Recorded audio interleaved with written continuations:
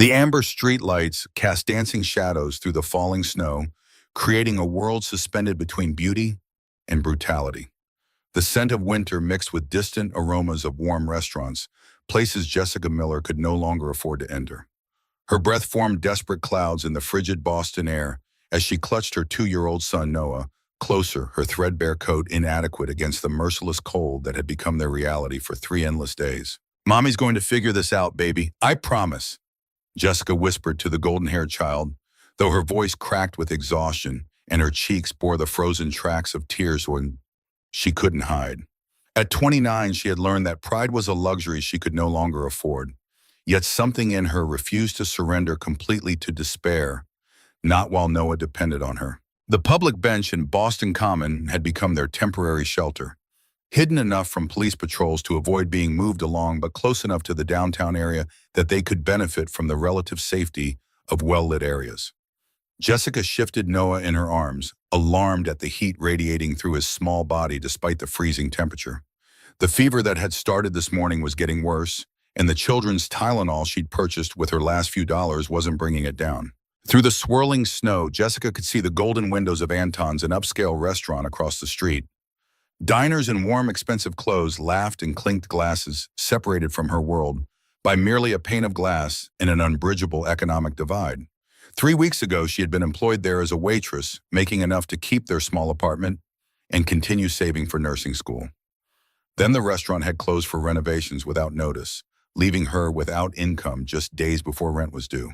The sound of footsteps crunching through snow made Jessica tense.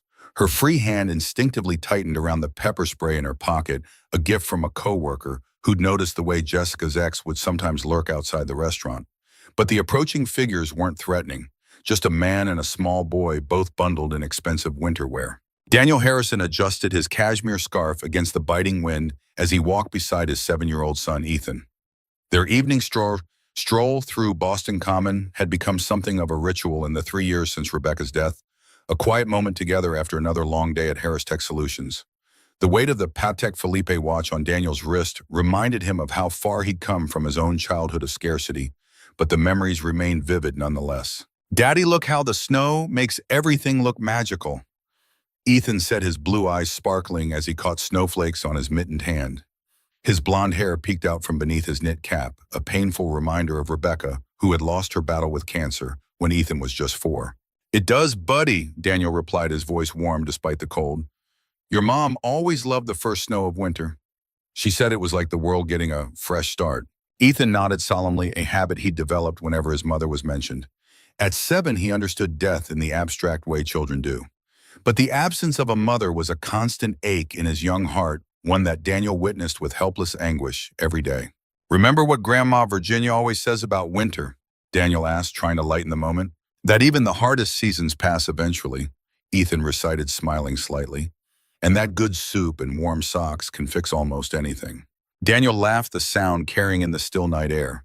His mother's practical wisdom had been his anchor after his father abandoned them when Daniel was just 6. Virginia Harrison had worked 3 jobs to keep them afloat, teaching Daniel that family wasn't defined by who stays, but by who chooses to love unconditionally through the hardest times. "You're lucky to have a grandma who loves you so much," Daniel said, squeezing Ethan's hand. "Some families look different than others, but what matters is that there are people who care about you who choose to be there every day." Ethan was about to respond when he suddenly stopped walking, his small hand tugging at Daniel's coat sleeve insistently. "Daddy, look over there," Ethan whispered, pointing toward a bench partially hidden by snow-laden bushes. Daniel followed his son's gaze and felt his heart clench. Huddled on the bench was a young woman, maybe in her late 20s, with blonde hair, escaping from beneath a thin knit hat. She was holding a small child no more than 2 years old against her chest. Both mother and child were shivering despite the several layers of worn clothing they wore. The woman was crying quietly, trying to shield her tears from her son while rocking him gently. "She's sad, Daddy," Ethan said softly, his voice filled with the kind of empathy that always surprised Daniel. "And she's cold, really cold." The scene hit Daniel like a physical blow. Memories of his own childhood flooded back the nights when Virginia would wrap him in all their blankets while she sat up in the cold calculating how to stretch their last few dollars until payday. The fear in his mother's eyes when bills came due. He remembered being Ethan's age and seeing that same defeated posture in his own mother's shoulders. I don't have a mom, Ethan said suddenly, his words cutting through the winter air. But at least I'm warm. At least I have you. He looked up at Daniel with those serious blue eyes. She shouldn't have to cry like that, should she, Daddy? Without waiting for an answer, Ethan started walking toward the bench. Daniel's protective instincts kicked in, but something about his son's determination made him follow rather than stop him. Jessica was at her breaking point. 3 days they'd been sleeping, rough, moving from bench to bench to avoid the police. Her small savings had run out 2 weeks ago, and Noah was getting sick. She could feel the fever building in his little body as he clung to her. Mommy's going to figure this out, baby, she whispered against Noah's dark hair, her own tears freezing on her cheeks. Mommy's going to take care of you, I promise.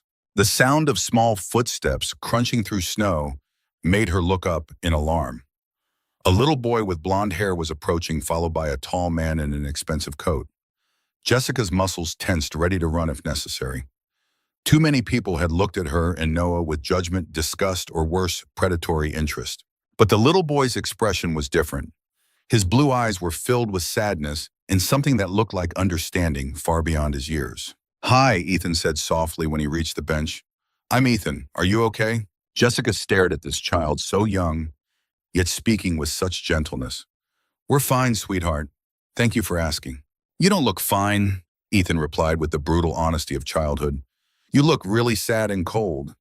He glanced back at his father, who had stopped a respectful distance away, then looked at the woman again. I don't have a mom, and you shouldn't have to cry. The simple statement hit Jessica like lightning. This beautiful, well-dressed child was extending kindness to her when the rest of the world had turned away. Fresh tears spilled down her cheeks. I'm sorry, she whispered. I'm so sorry you don't have a mom. It's okay, Ethan said seriously. My daddy takes really good care of me. But nobody's taking care of you, are they? Daniel approached slowly, his heart breaking for both the woman and his son. Up close, he could see Jessica's natural beauty despite her circumstances, the delicate bone structure, the green eyes that held intelligence and strength even in despair. But more than that, he could see his own mother's face in hers, the face of every parent who had ever fought to protect their child against impossible odds. I'm Daniel, he said quietly, removing his gloves and extending his hand. Daniel Harrison, Ethan's father. Jessica looked between father and son, seeing the expensive clothes, the obvious wealth, and felt a familiar shame burn in her chest. I'm Jessica Miller. This is Noah. The toddler had buried his face in her neck, overwhelmed by the strangers. Daddy, Ethan said, tugging on Daniel's coat again. They need help. Daniel knelt down to Ethan's eye level. What do you think we should do, buddy? We should help them, Ethan said without hesitation. That's what Grandma Virginia would do, right? That's what Mom would want us to do. Daniel felt tears prick his eyes at his son's wisdom. Ethan was right. His mother Virginia, who had struggled alone to raise him, would never walk past someone in need. And Rebecca, with her generous heart, would have been horrified to see a mother and child suffering in the cold. You're absolutely right, Daniel said, standing and looking at Jessica. Ma'am, I know you don't know us, but it's going to drop below freezing tonight. Would you please let us help you find somewhere warm to stay? Jessica's pride warred with her desperation. Noah's fever was getting worse, and she could hear a wheeze developing in his breathing. I can't pay you back, she admitted, the words tasting bitter. We're not asking you to, Daniel said gently. Sometimes people just need help. My mother raised me alone after my father left us. I know what it's like. Something in his tone, the genuine understanding rather than pity, made Jessica's defenses crumble slightly. Why, she asked. Why would you help complete strangers? Ethan stepped forward and gently touched Noah's small hand that was clutching Jessica's coat. Because everyone deserves to be warm, he said simply, and because mommies shouldn't have to cry.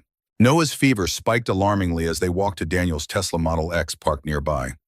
The child's glassy eyes and labored breathing concerned Daniel, who suggested they go to Massachusetts General Hospital instead of a hotel. Jessica hesitated only briefly before agreeing. In the emergency room, Jessica held Noah as a doctor examined him, diagnosing bronchitis that was threatening to develop into pneumonia. When the doctor asked about insurance, Jessica's face fell. I don't, she began, but Daniel stepped forward. Please treat him, Daniel said, handing over his platinum card. Whatever he needs. Jessica's eyes widened. I can't let you. Yes, you can, Daniel said firmly. I'm the CEO of Harris Tech Solutions. We develop medical software. Actually, this hospital uses our systems. A small smile tugged at his lips. Consider it product research. While Noah received treatment, Daniel arranged a private room instead of the curtained bay in the ER.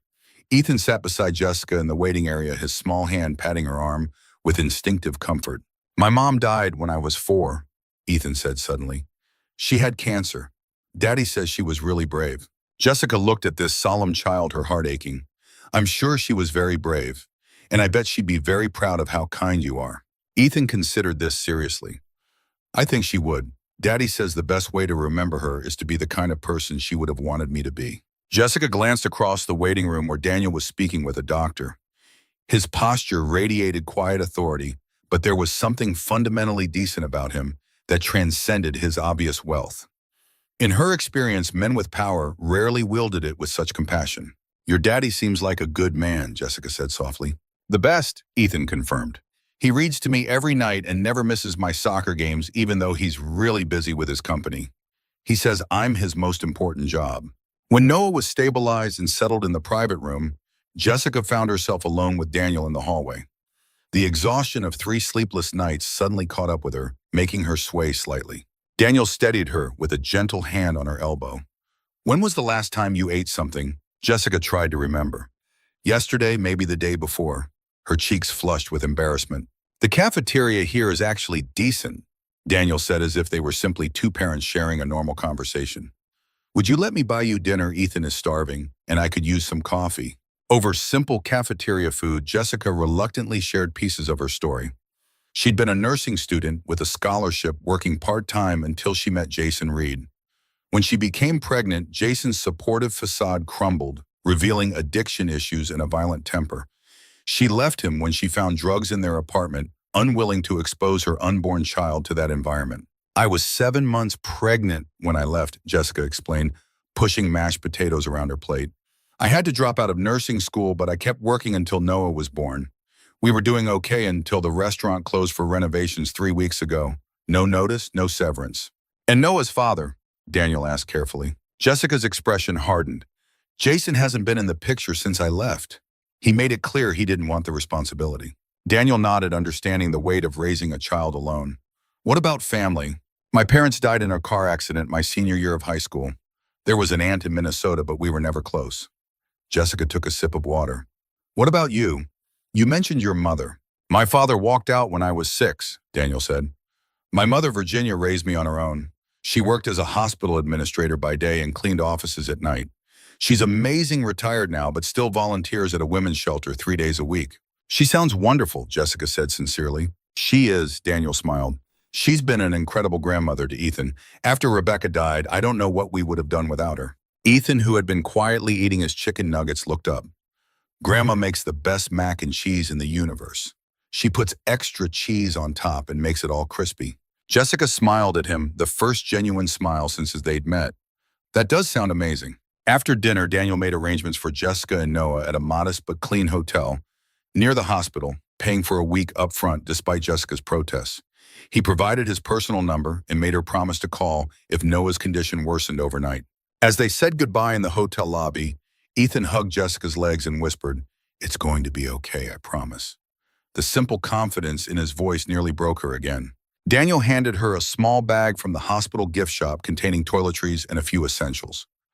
Get some rest, he said gently. We'll check on you both tomorrow.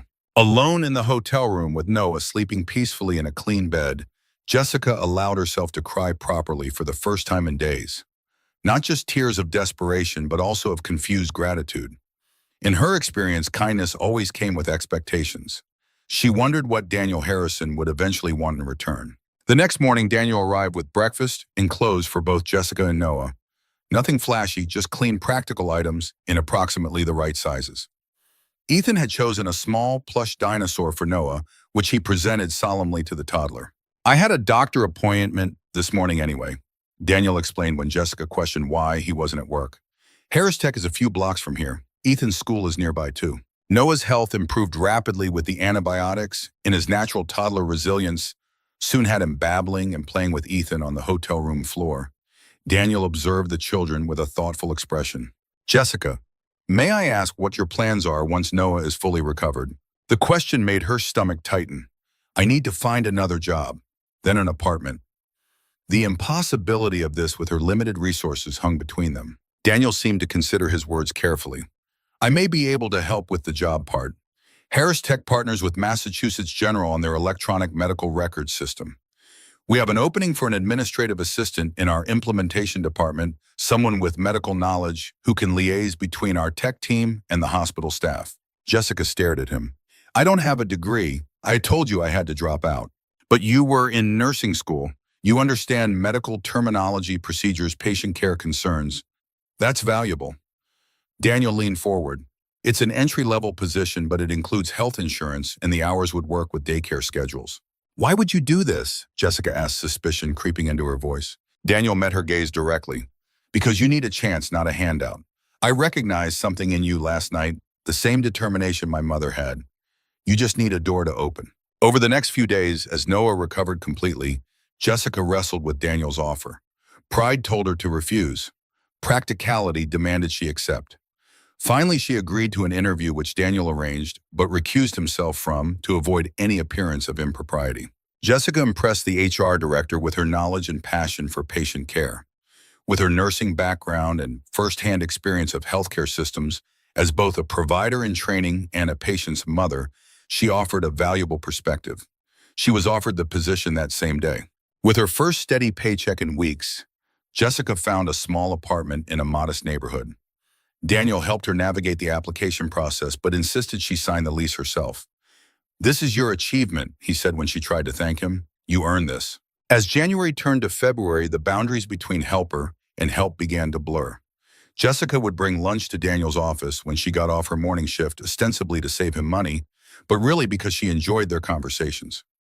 Daniel began finding excuses to extend their evening visits, reluctant to leave Jessica and Noah alone. Ethan, with a child's intuitive understanding, began referring to Jessica as Miss Jessica with the same tone of affection he used for his beloved kindergarten teacher. He would save drawings from school to show her and had started asking if Noah could come to his playground dates. For Valentine's Day, Daniel invited Jessica and Noah to dinner at his Beacon Hill townhouse. Nothing fancy, he insisted. Just spaghetti, Ethan's favorite. The elegance of Daniel's home took Jessica's breath away. Modern and warm, with floor-to-ceiling windows overlooking the city and framed photographs of Ethan and Rebecca throughout it, spoke of both wealth and genuine family happiness. In the kitchen, Daniel moved with unexpected grace, preparing the meal, while Ethan proudly set the table. Jessica offered to help, but Daniel waved her away. Cooking relaxes me, he explained. After Rebecca died, I had to learn quickly. Ethan was going through enough without having to endure my mother's cooking every night. Grandma burns everything, Ethan confided to Jessica, even cereal. After dinner with the boys playing in Ethan's room, Daniel showed Jessica his home office. A large portrait of a beautiful blonde woman hung on the wall. Rebecca, her eyes the same striking blue as Ethan's. She was a pediatric oncologist, Daniel explained. The cruelest irony was that she couldn't save herself from the disease she fought for others. He touched the frame gently.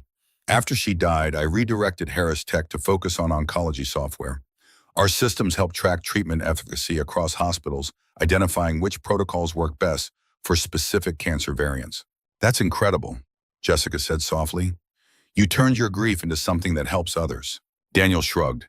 It gave me purpose when I felt lost, and it honors her memory in a way that matters. As winter deepened, Jessica found herself thinking about Daniel constantly. His kindness extended beyond material help. He respected her independence, encouraged her to pursue her goals, and never made her feel like a charity case. More than that, he made her laugh, challenged her thinking, and treated Noah with genuine affection. For his part, Daniel found himself creating reasons to see Jessica. He would call with questions about patient perspective for his software, invite her and Noah to dinner, or suggest weekend outings where the boys could play. Her intelligence and determination impressed him, but it was her fierce love for Noah that resonated most deeply. In her, he recognized the same unconditional devotion he felt for Ethan. Virginia Harrison, upon meeting Jessica at Ethan's school play, immediately took a liking to her. That girl has grit, she told Daniel afterward. Reminds me of myself at that age, except prettier. The observation made Daniel smile, though he tried to hide it from his perceptive mother. One evening in mid-February, as Jessica was giving Noah a bath in her apartment's small bathroom, her phone rang. The number was unfamiliar, but something cold settled in her stomach as she answered. Well, Jessica, heard you've been keeping some interesting company lately. Jason Reed's voice made Jessica's blood freeze. She quickly moved to close the bathroom door, not wanting Noah to hear. How did you get this number? She whispered harshly. I have my ways. Imagine my surprise when I heard that the woman who took my kid is now playing house with some rich CEO. Jessica's hand tightened around the phone. Noah isn't your kid. You made that clear when you walked out. See, that's where you're wrong, sweetheart. Legally, I'm still his father. And I've been thinking maybe it's time I stepped up, took some responsibility. The false sincerity in his voice made Jessica nauseous. After 2 years, why now, Jason? Maybe I've changed. Maybe I miss my son. His tone shifted harder now. Or maybe I just don't like seeing another man playing daddy to my kid. Jessica's mind raced. Jason had shown no interest in Noah since before he was born. Something else was motivating this sudden reappearance. What do you really want, Jason? Just to see my son, he said smoothly. Maybe discuss some financial arrangements for his future. Raising a kid is expensive after all. I need some support. The threat was clear. Jason had seen Daniel's wealth and wanted a piece of it. Stay away from us, Jessica hissed. You have no right. Can't I? I'm clean now. Got a steady job at a warehouse in Brighton. What do you have? Oh, right. A secretary job and the charity of some rich guy who's probably just waiting for you to show him some gratitude, if you know what I mean. It's not like that, Jessica said desperately. But even as she said it, doubt crept in. Was she naive to think Daniel's kindness came without expectations? Sure it's not. Look, Jessica, I'm not unreasonable. Your boyfriend's got deep pockets. A little monthly payment, say 10,000, and I'll stay out of your happy little family. Hell, I'll even sign away my parental rights. He paused, letting his next words land with precision. But if you don't play ball, I'll be filing for joint custody. Courts love fathers who want to be involved, especially when they find out the mother was homeless. Jessica felt the walls of the small apartment closing in around her.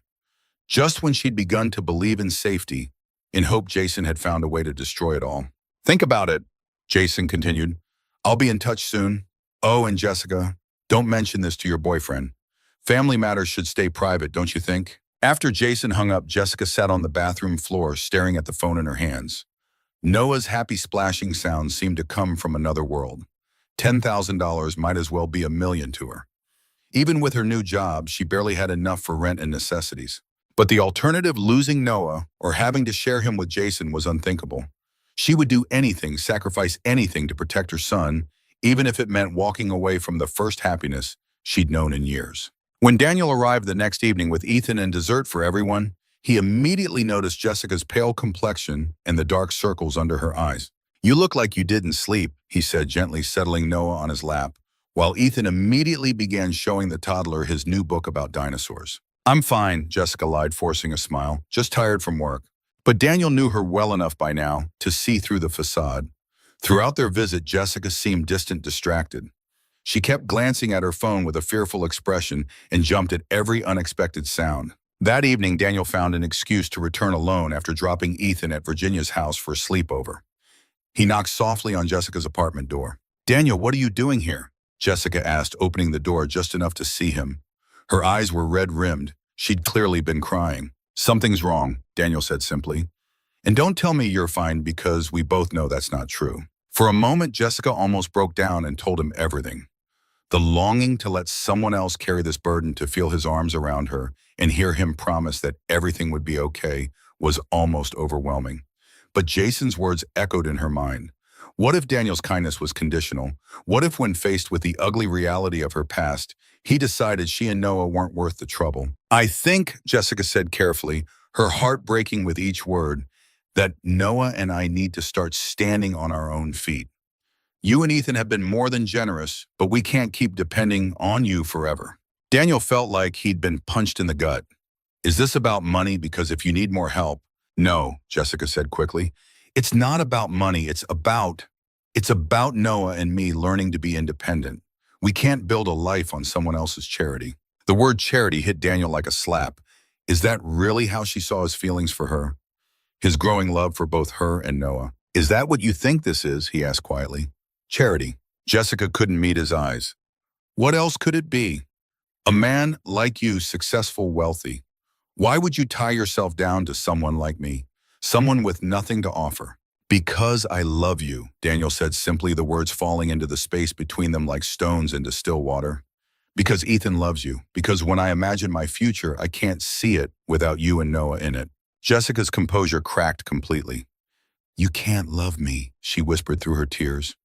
You don't know who I really am. You don't know what I've done, what kind of trouble I bring. Then tell me, Daniel said, stepping closer.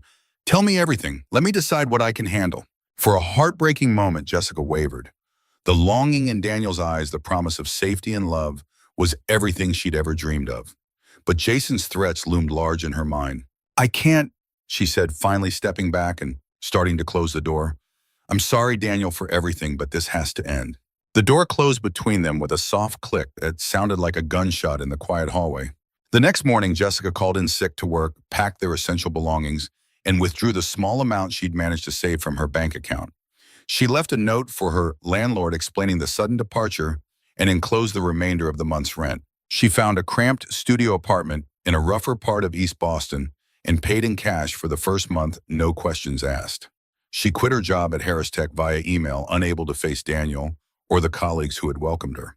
She found work at a 24-hour laundromat where questions weren't asked and wages were paid in cash. Ethan was inconsolable. Where did Miss Jessica and Noah go? He asked his father repeatedly. Why can't we see them anymore? Did we do something wrong? Daniel had no answers. He tried calling Jessica's phone, but it went straight to voicemail. He'd gone to her apartment, but she'd already moved out. It was as if she'd vanished completely, taking a piece of his heart with her. She said she needed space. Daniel explained to his son, the inadequate words tasting bitter in his mouth. Sometimes people need time to figure things out. But I miss them, Ethan said, his blue eyes filling with tears. I miss Noah, and I miss the way Miss Jessica made pancakes on Sunday mornings. Why don't people stay daddy? Why did Mom have to die? Why did Miss Jessica have to leave? Daniel pulled his son close, feeling the weight of every loss this child had already endured. I don't know, buddy. Sometimes life is unfair, and people we love can't stay with us even when we want them to. Meanwhile, Jessica was drowning in loneliness and fear. Jason had called twice more, growing more threatening each time. He'd started following her, showing up at the laundromat, making sure she knew he could find her whenever he wanted. Time's running out, Jessica, he'd said during his last visit, his presence making her skin crawl. I want that money or I want my son.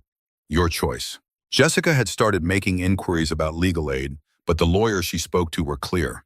Without significant resources to fight Jason in court, her chances of keeping full custody were slim.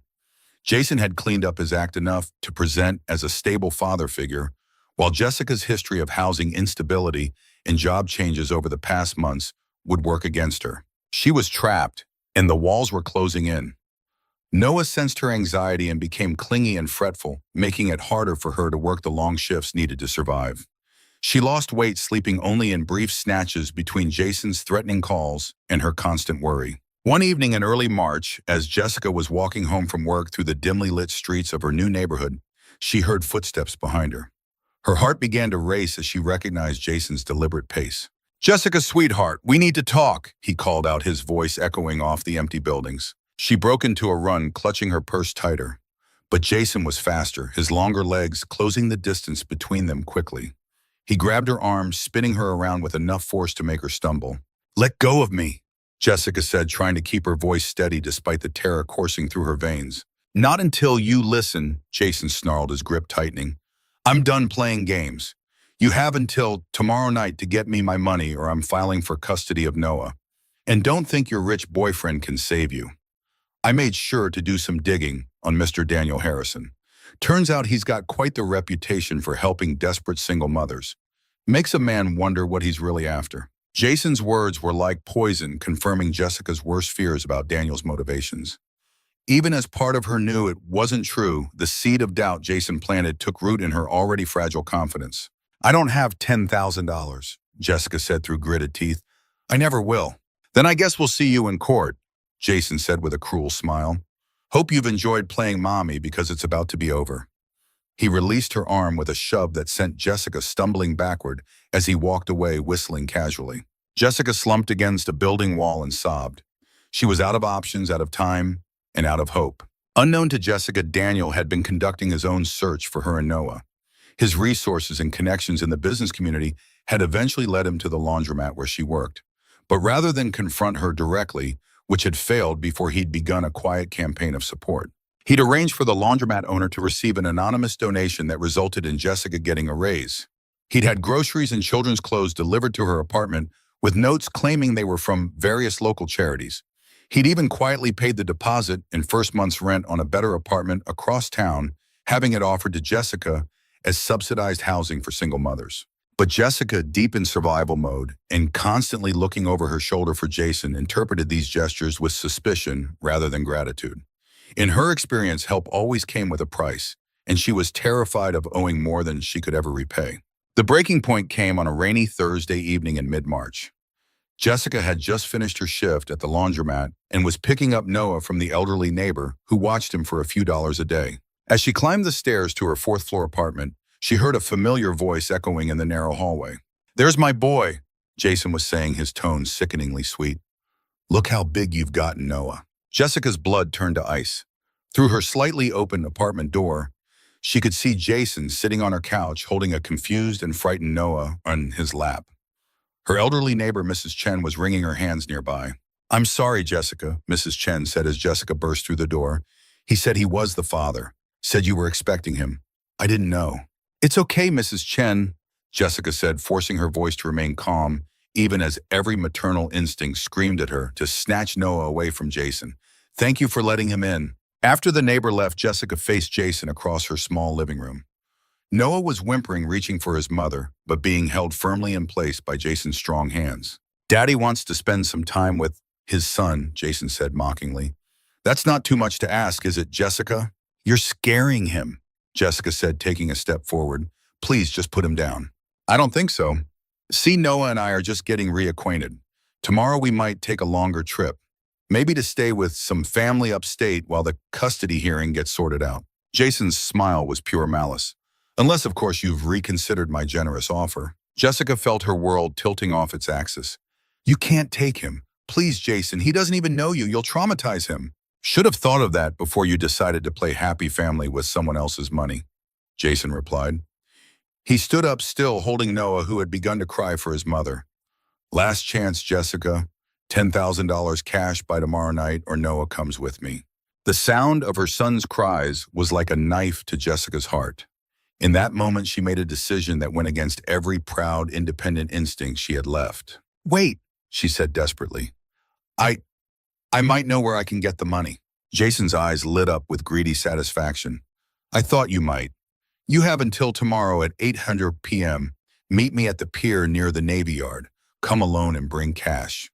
He set Noah down with deliberate carefulness, and the toddler immediately ran to Jessica's arms. "If you even think about running," Jason added conversationally, "or calling the cops or getting your boyfriend involved, I'll make sure you never see Noah again." He leaned closer, his breath hot on her face. "And trust me, I have friends who can make that happen permanently." With that chilling threat, Jason left whistling the same casual tune as before. Jessica held Noah close, breathing in his familiar scent while her mind raced. She had less than 24 hours to find $10,000 money that might as well be $1 million given her circumstances. There was only one person she knew who had that kind of money readily available. But asking Daniel for it would mean explaining everything, admitting that she'd lied to him, that her past was uglier and more dangerous than he'd ever imagined. But as Noah's sobs gradually subsided into exhausted hiccups against her shoulder, Jessica realized she was out of choices. Her pride, her independence, her fears about Daniel's motivations, none of it mattered compared to keeping her son safe. With trembling fingers, she pulled out the phone Daniel had given her months ago, the one she'd been too afraid to use. The number was still programmed in for emergencies. This, Jessica thought as she stared at the screen, definitely qualified as an emergency. The phone rang twice before Daniel's familiar voice answered. "Jessica, thank God. Are you all right? I've been so worried." "Daniel," Jessica interrupted, her voice barely above a whisper. "I need help. I need 10,000 and I need it by tomorrow night." The line went quiet for a long moment. When Daniel spoke again, his voice was careful, controlled. "Are you in trouble? Are you and Noah safe right now?" Jessica closed her eyes, feeling tears spill down her cheeks. "Noah's father found us. He's threatening to take Noah unless I pay him. And I can't let that happen, Daniel. I can't lose my son." "Where are you?" Daniel asked immediately, and Jessica could hear movement in the background, the sounds of him grabbing keys and a coat. No, Jessica said quickly. You can't come here. He said, if I involved you, if I involved anyone, she couldn't finish the sentence, but the implication hung heavy between them. Jessica, listen to me. Daniel said, his voice firm but gentle. You don't have to handle this alone anymore. Whatever happened, whatever you're afraid of, we can figure it out together. You don't understand, Jessica said, her voice breaking. This is who I am, Daniel. This is the kind of life I bring with me. Noah's father is violent, dangerous. He'll keep coming back, keep threatening us. You and Ethan don't deserve to be pulled into this mess. Stop, Daniel said sharply. Just stop. Do you think I care about any of that? Do you think there's anything in your past that could change how I feel about you and Noah, Jessica? When I told you I loved you, I meant it. All of you, not just the parts that are easy or convenient. Jessica wanted to believe him, wanted to fall into the safety and love his voice promised. But Jason's threats echoed in her mind along with all the years of disappointment and abandonment that had taught her not to trust in anyone's permanence. The money, she said instead. Can you help me get the money? I promise I'll pay you back somehow, eventually. Forget the money for a minute, Daniel interrupted. I need you to tell me exactly what this man threatened. I need to know what we're dealing with so I can protect you and Noah properly. And so sitting in her tiny apartment with Noah sleeping fitfully in her lap, Jessica finally told Daniel everything. She told him about Jason's violence during their relationship, about how he'd abandoned her the moment she announced her pregnancy. She told him about Jason's recent threats, his claims about taking Noah, his knowledge of Daniel's wealth, and his implications about Daniel's motives. He made it sound like you help women like me for other reasons, Jessica finished quietly. And part of me wondered if maybe he was right. If maybe I was naive to think someone like you could genuinely care about someone like me. The silence that followed was so long that Jessica began to worry the call had disconnected. When Daniel finally spoke, his voice was thick with emotion. Jessica, look at me. I know you can't actually see me right now, but I need you to really hear what I'm about to say. He paused and she could picture him running his hands through his hair the way he did when he was trying to find the right words. I fell in love with you the night Ethan and I found you in the park. Not because you needed help, not because I felt sorry for you, but because of who you are. The way you protected Noah even when you had nothing left. The way you made Ethan laugh for the first time since his mother died. The way you hum when you think no one's listening, and how you always remember exactly how everyone likes their coffee. Jessica felt fresh tears sliding down her cheeks. I love your strength, Daniel continued. I love your pride even when it frustrates me. I love how fiercely you fight for Noah, and I love how gentle you are with Ethan. I love the woman who brought me lunch at work because she was worried I wasn't eating enough. And I love the woman who wouldn't let me pay for groceries because she didn't want to feel like charity. His voice grew stronger, more determined. This isn't about money, Jessica. This is about family. This is about the fact that you and Noah have become the most important people in my work world along with Ethan. And I'll be damned if I let anyone take that away. Daniel, Jessica whispered, overwhelmed by the raw honesty in his voice. Now, he said, his tone shifting to something harder, more determined. We're going to deal with Jason Reed together, but we're not going to do it by paying him off because that will never end. Men like him always come back for more. But Noah will be safe, Daniel promised. I have lawyers, investigators, resources that can handle this properly. But I need you to trust me, Jessica. Can you do that? Jessica closed her eyes, feeling Noah's warm weight against her chest, thinking of Ethan's kind eyes and Daniel's steady presence. For the first time in her adult life, she wasn't facing a crisis alone. Yes, she said finally, I trust you. Dawn crept through the grimy window of Jessica's East Boston apartment as she packed a small overnight bag for Noah. She hadn't slept, her mind cycling through possibilities, dangers, and desperate hopes. Daniel had called 3 times since their conversation, each time with new instructions, reassurances, and the steady promise of his support. Across town, Daniel sat in his home office, the early morning light casting long shadows across walls that had never felt emptier. Ethan still slept upstairs, blissfully unaware of the storm brewing. Daniel's laptop screen illuminated his exhausted face as he drafted emails to cancel meetings and arrange for emergency legal counsel. The weight of Jessica's confession settled into his bones, not with disappointment, but with a fierce resolve he hadn't felt since fighting for Rebecca's experimental treatments. His phone buzzed with a text from his investigator. Found background on Jason Reed. It's worse than we thought. Jessica jumped at the sharp knock on her door. Her hand instinctively reached for the kitchen knife she'd placed on the counter before remembering Daniel's instructions.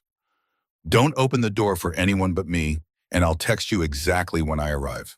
Her phone chimed with the text, "It's me. 3 knocks means it's safe." 3 precise knocks followed. Jessica peered through the peephole to see Daniel's face composed but tense. Behind him stood a woman with silver-streaked, dark hair, pulled into a severe bun. "This is Margaret Chen, my head of security," Daniel explained as Jessica opened the door, his voice dropping to a whisper. "No one followed us, but we need to move quickly." Noah stirred in his portable crib, mumbling in his sleep. Jessica moved to gather him, but Miss Chen raised a hand. "Leave the bag. Take only identification documents and medications. We have everything else you'll need." Her tone brooked no argument, softened only slightly when she added, "Children adapt quickly. His safety matters more than his favorite toys." The drive to Daniel's home felt like crossing international borders, with Miss Chen watching rear-view mirrors and taking unexpected turns. Noah, cranky from being awakened, eventually settled against Jessica's chest. From the front seat, Daniel reached back to squeeze her hand, his wedding ring catching the morning light, a reminder of another life, another love he'd built and lost. "Your home isn't safe," Jessica whispered, guilt twisting her insides. "I've brought danger to your doorstep to Ethan."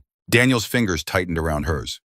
"My home has bulletproof windows, security systems, designed for corporate executives in a panic room. Trust me when I say it's safer than anywhere Jason could possibly reach you." Virginia Harrison's face registered genuine shock when she opened her son's front door to find him with Jessica and Noah. The older woman's eyes, so like her son's in their directness, swept over them with laser precision before she pulled Jessica into an unexpected embrace. "About time you came to your senses," she murmured, releasing Jessica to take Noah from her arms with grandmotherly efficiency. "This little one looks like he could use pancakes, and you, young lady, look like you haven't slept in days." Daniel touched his mother's shoulder. "Mom, this isn't a reconciliation. Jessica and Noah are in danger." Virginia's expression hardened. "Then it's good they're with family now." She carried Noah toward the kitchen, her voice floating back. "Ethan will be down any minute. He's been asking about them every day." Jessica followed, her legs unsteady. "I don't understand. She's not angry that I disappeared, that I hurt Ethan by leaving. My mother doesn't waste energy on anger when there's work to be done." Daniel replied, his hand gentle at the small of her back. "And she recognized something in you the first time you met, something that reminded her of herself." The reunion with Ethan was simultaneously heartbreaking and healing. The boy froze on the kitchen threshold, his Batman pajamas rumpled from sleep, eyes widening in disbelief. "Miss Jessica Noah!" The names exploded from him as he launched himself forward, colliding with Jessica's legs with enough force to nearly topple her. "You came back. Daddy said we had to be patient, that you had important things to figure out, but I knew you'd come back." Jessica knelt to his level, her throat tight. "I'm so sorry I left without saying goodbye." Ethan's small hands framed her face with solemn intensity. "Are you staying now? Because Noah needs his mom and I." His voice faltered, revealing the raw vulnerability beneath his excitement. "I missed you reading stories. No one does the voices right." Before Jessica could formulate an answer that wouldn't make promises she couldn't keep, Virginia swooped in with perfectly timed intervention. "Ethan Harrison, these pancakes won't flip themselves, and I believe Noah needs a breakfast supervisor. Official position, very important." While the children ate under Virginia's watchful eye, Daniel guided Jessica to his study. The transformation from home office to command center was jarring, 3 laptops open on his desk, phones buzzing with messages, and a woman Jessica didn't recognize typing furiously at a temporary workstation. "Jessica, this is Anita Vasquez, my chief legal counsel." Daniel gestured to the stern-faced woman, who paused her typing to nod briefly. "Ms. Miller, we've been compiling information on Jason Reed since 3 a.m. Anita pushed a tablet toward Jessica. "I need you to verify these incidents from your relationship." Jessica stared at the clinical list of abuse allegations, police reports, and restraining orders, not from her, but from 2 other women. Names she'd never heard, but experiences horrifyingly familiar. "I didn't know," she whispered, scrolling through documentation of Jason's violent past that extended far beyond what she'd experienced. "He had a record before he even met me." Anita's expression softened marginally. "That's common with abusers. They don't start fresh with each victim." She tapped another file. "More concerning is his recent activity.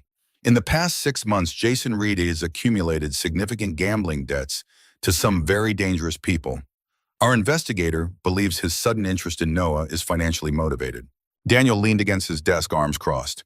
He's not after custody, he's after leverage. Exactly. Anita nodded, which makes him more dangerous but also more predictable. The legal strategy took shape over the next hour.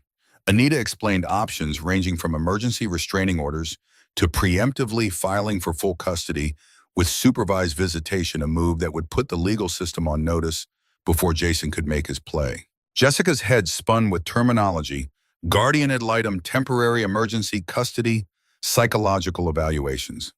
Each option seemed to require resources she didn't have, but Daniel dismissed her concerns with a wave. Money is the least important factor here, he insisted when she tried to discuss repayment. Noah's safety is what matters. By mid-morning, Anita departed with signed affidavits and a promise of immediate action. Jessica sank into Daniel's office sofa, bone-deep exhaustion finally catching up with her. I should have told you everything from the beginning, she admitted, watching Daniel pour coffee from his expensive machine. I was so afraid you'd see me differently if you knew about Jason, about my mistakes. Daniel handed her the steaming mug, his fingers brushing hers. We all have chapters in our story we'd rather not read aloud. The lines around his eyes deepened. After Rebecca died, I made choices I'm not proud of. I withdrew from Ethan when he needed me most, buried myself in work, dated women I knew couldn't touch my heart because it felt safer than risking loss again. The confession hung between them, a bridge of shared imperfection. Jessica reached for his hand the first time she'd initiated contact between them. How did you find your way back? A sad smile touched his lips. Virginia moved in for 3 months. Forced me to come home for dinner every night, to read to Ethan, to face the pain instead of running from it. He squeezed her fingers. Sometimes we need someone to believe we're worth saving, especially when we don't believe it ourselves. The day unfolded in a strange domesticity. Virginia declared herself on grandma duty, taking both boys to the townhouse's small backyard garden, while Jessica showered and changed into clothes that appeared mysteriously new and her size, tasteful without being extravagant. My mother, Daniel explained with a rueful smile when Jessica emerged in perfectly fitting jeans and a soft sweater. She's terrifyingly efficient. The temporary peace shattered at precisely 2:17 p.m. when Daniel's phone rang. His expression darkened as he listened, gaze flicking to Jessica. He's moved up the timeline, Daniel reported after hanging up. Jason just arrived at your apartment building. When he couldn't find you, he made quite a scene. Threatened your landlord, smashed some windows. Terror gripped Jessica's heart. He knows I've gone to you. That's why he's escalated. More likely he's feeling pressure from whoever he owes money to. Daniel countered, already dialing another number. This is good. He's showing his true colors in public, creating witnesses. By evening, the situation had evolved into a full-blown crisis. Jason had filed an emergency petition for custody, claiming Jessica had kidnapped Noah and was living with a man she barely knew, creating an unstable and dangerous environment. Standard tactics, Anita reassured them during a video call, though her expression belied her casual tone. He's trying to establish himself as the concerned father before we can file our paperwork. Unfortunately, he has a surprisingly competent lawyer. Daniel paced his office. Who's backing him? Jason Reed doesn't have the resources for high-priced legal counsel. That's what concerns me, Anita admitted. Someone's bankrolling this, and according to our investigator, it might be Edward Phillips. The name landed like a grenade in the room. Jessica looked between them, confusion evident. Daniel's jaw clenched. Edward Phillips is my former business partner and current chief competitor. We had a falling out when I redirected Harris Tech toward oncology projects after Rebecca's death. He wanted to chase more profitable ventures. And now he's using Jason as a proxy to attack you, Jessica concluded, horrified, understanding dawning. This is about corporate sabotage, not Noah. It wouldn't be the first time Edward's played dirty, Daniel confirmed. But using a child as leverage crosses lines even I didn't think he'd touch. The night passed in uneasy vigilance. Jessica slept fitfully in one of the guest bedrooms, with Noah curled against her, waking at every creak and shadow. Twice she crept to the hallway to check on Ethan, reassuring herself that both children remained safe under this roof. During her second nighttime wandering, she found Daniel in the kitchen, illuminated only by his laptop screen as he worked. Do you ever sleep? Jessica asked, wrapping her borrowed robe tighter. Daniel looked up, fatigue etched in every line of his face. Not much since Rebecca. Less since you disappeared. He closed the laptop, darkness swallowing the harsh blue light. I keep thinking about what I missed. What signs I should have seen that you were in trouble. I didn't want you to see, Jessica admitted, sliding onto a bar stool across from him. I've spent so long handling everything alone, the idea of sharing my burdens felt impossible. Independence isn't the same as isolation. Daniel's voice was gentle in the darkness. Being strong doesn't mean refusing help when you need it. Jessica's eyes stung with unexpected tears. I've never had anyone to depend on. My parents died when I was 18, car accident on an icy road. My aunt took me in, but made it clear it was temporary. Then Jason seemed so steady at first until she trailed off the memories too painful to vocalize. Until he wasn't, Daniel finished for her. Jessica, everyone deserves someone who stays, especially when things get difficult. The morning brought new complications. Edward Phillips had called an emergency board meeting at Harris Tech, citing Daniel's personal distractions as grounds for temporary removal from leadership. Go, Jessica insisted when Daniel hesitated to leave. Your company matters. I won't be responsible for you losing what you've built. Virginia settled the matter with characteristic bluntness. For heaven's sake, Daniel, Jessica, and Noah aren't made of glass. Go deal with that snake Phillips while I teach these boys how to make proper snow angels. The security team knows their job. The snowfall that began overnight had blanketed Boston in 6 inches of pristine white, transforming the townhouse's small garden into a winter wonderland. From the kitchen window, Jessica watched Virginia supervising both boys in snow gear, Ethan patiently showing Noah how to fall backward correctly. Her phone vibrated with a text from an unknown number. Enjoy playing house with your rich boyfriend while you can. Tomorrow's hearing will be very educational for him. J. Jessica's hands shook so badly she nearly dropped the phone. How had Jason gotten her new number? What did he mean by educational? Before she could process the threat, Daniel called with news from Harris Tech. The board meeting had devolved into chaos when Edward Phillips presented evidence that Daniel was emotionally unstable, including photographs of Jessica and Noah entering Daniel's home. He's had us under surveillance, Daniel's voice tight with barely controlled fury. This isn't just about corporate politics anymore. He's using Jason as a weapon. The custody hearing scheduled for the following day loomed like an executioner's axe. Anita arrived that evening with thick folders of documentation and grim determination. The good news is Judge Martinez is fair and thorough. She informed them around Daniel's dining room table, legal documents spread before them like battle plans. The bad news is Jason's attorney is claiming you have a pattern of instability, Jessica. They're painting a picture of an opportunistic woman latching onto wealthy men. That's absurd, Daniel protested. Is it? Jessica's voice was barely audible. From the outside, that's exactly what it looks like. Homeless woman meets CEO suddenly living in his mansion. Virginia, who had been listening silently from the doorway, stepped forward with unexpected ferocity. Nonsense. I saw how you insisted on standing on your own 2 feet, how you resisted every attempt Daniel made to help beyond the bare necessities. That's not opportunism, that's pride. Anita nodded. Character witnesses will be crucial tomorrow. Mrs. Harrison, would you be willing to testify? The courtroom felt cavernous and cold despite being filled to capacity. Jessica sat rigidly beside Anita, acutely aware of Jason and his attorney across the aisle. He'd cleaned up remarkably well, haircut, pressed, suit, an expression of concerned fatherhood, so convincing it made her stomach turn. Daniel sat directly behind her, close enough that she could feel his presence like a physical shield. Virginia had stayed home with both boys, deemed too young to witness these proceedings. Judge Martinez, a stern-faced woman with silver-streaked black hair, reviewed documents with methodical precision before addressing the court. These are serious allegations from both parties. Mr. Reed claims parental alienation and custodial interference. Ms. Miller alleges a pattern of abandonment and recent extortion attempts. Before we hear arguments, I want to be clear. This court's only concern is the welfare of the minor child, Noah Miller. Personal vendettas and financial motivations have no place in my courtroom. Jason's attorney presented, first spinning a compelling narrative of a reformed father seeking relationship with the son he'd been unfairly separated from. He painted Jessica as unstable, homeless by choice rather than circumstance, and implied her relationship with Daniel was transactional, trading Noah's affections for financial security. And most concerning, Your Honor, the attorney continued smoothly, Ms. Miller fled with the child when Mr. Reed simply asked to establish visitations suggesting parental kidnapping tendencies that should concern this court greatly. Jessica felt the courtroom walls closing in. Everything sounded so plausible when phrased that way, so damning. She could feel curious glances from strangers' judgment forming behind their eyes. Then Jason took the stand, his performance masterful. Contrite about past mistakes, earnest about his desire to be present for Noah, tearful when describing how Jessica had disappeared with his son rather than co-parent responsibly. "I've made mistakes," Jason admitted, his voice catching perfectly.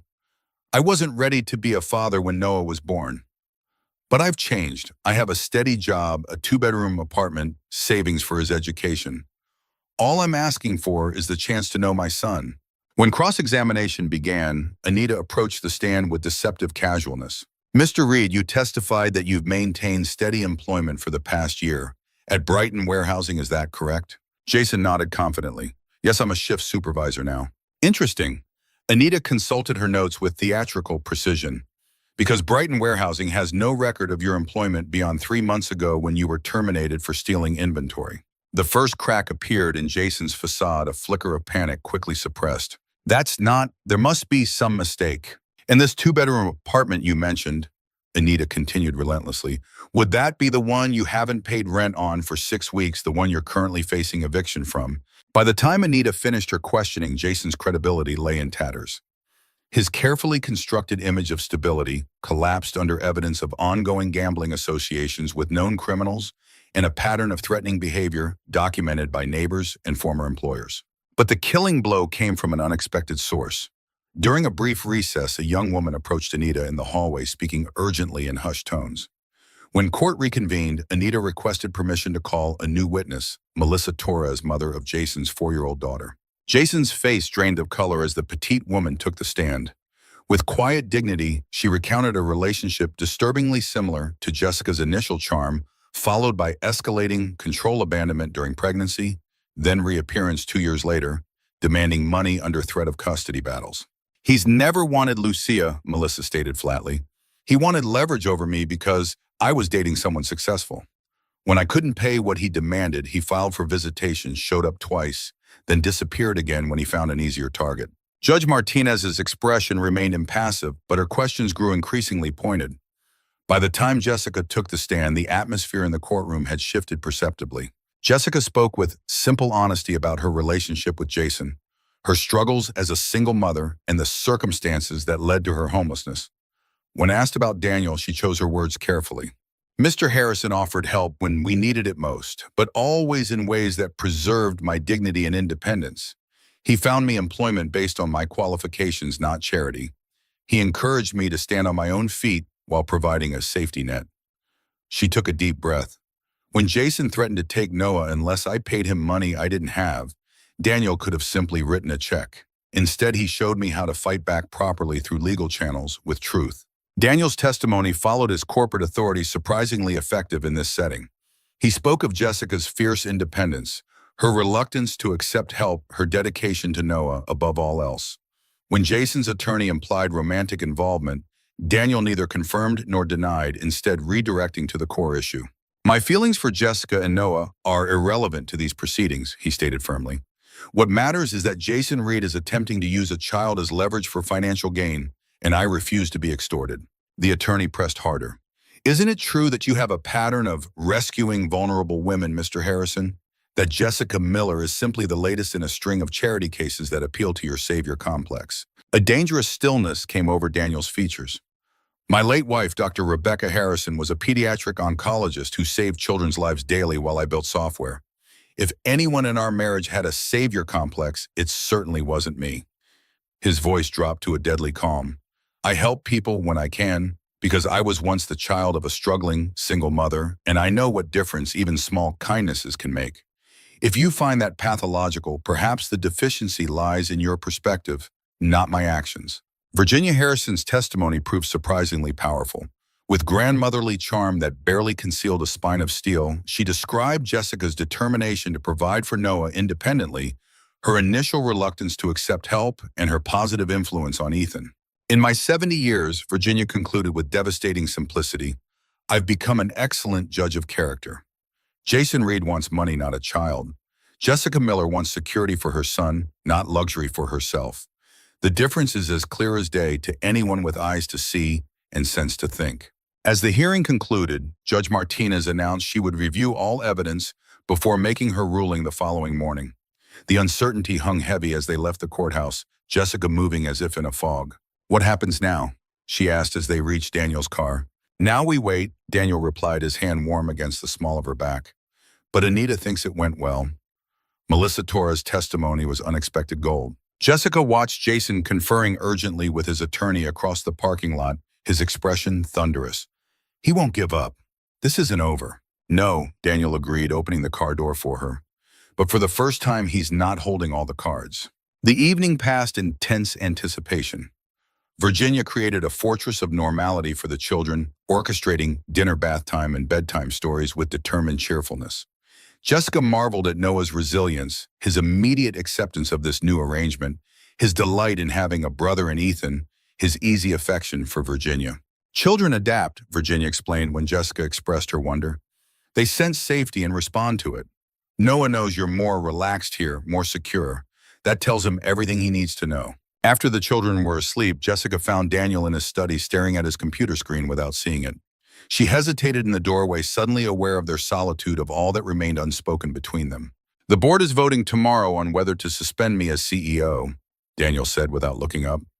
"Edward has been more thorough than I anticipated." Jessica's guilt surged anew.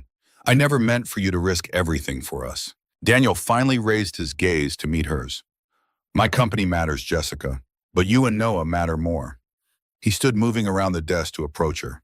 "When Rebecca died, I thought I'd never find that certainty, again that bone-deep knowledge of what's truly important. But when you disappeared, when I thought I'd lost you both," his voice caught, "I realized I'd found it again without recognizing it." Jessica felt the last of her defenses crumbling. All her life, people had left parents through death, relatives through indifference, Jason through cruelty. She'd built walls to protect herself from the inevitable abandonment, yet Daniel kept finding ways through them.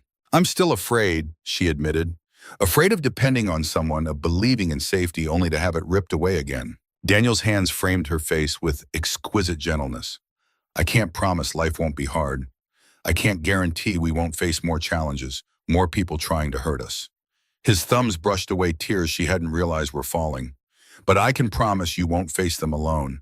Not ever again." When his lips met hers, Jessica felt something long dormant awakening within her. Hope, fragile but persistent, unfurling like the first green shoots after winter's longest night. The moment shattered with the harsh ring of Daniel's phone. He answered, face transitioning from annoyed to alarmed within seconds. "Are you certain?" He listened intently, his free hand reaching for Jessica's. "No, don't approach him. Call the police immediately. We're on our way." Jessica's heart plummeted. "What's happened?" Daniel was already moving toward the stairs. Security spotted Jason outside the house. He appears intoxicated and may be armed.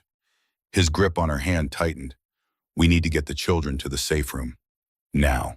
The safe room door sealed with a hydraulic hiss, enclosing them in a space that somehow managed to feel both claustrophobic and exposed. Virginia gathered Ethan and Noah in the far corner, her silver hair gleaming under the emergency lighting as she whispered reassurances that failed to mask her own fear.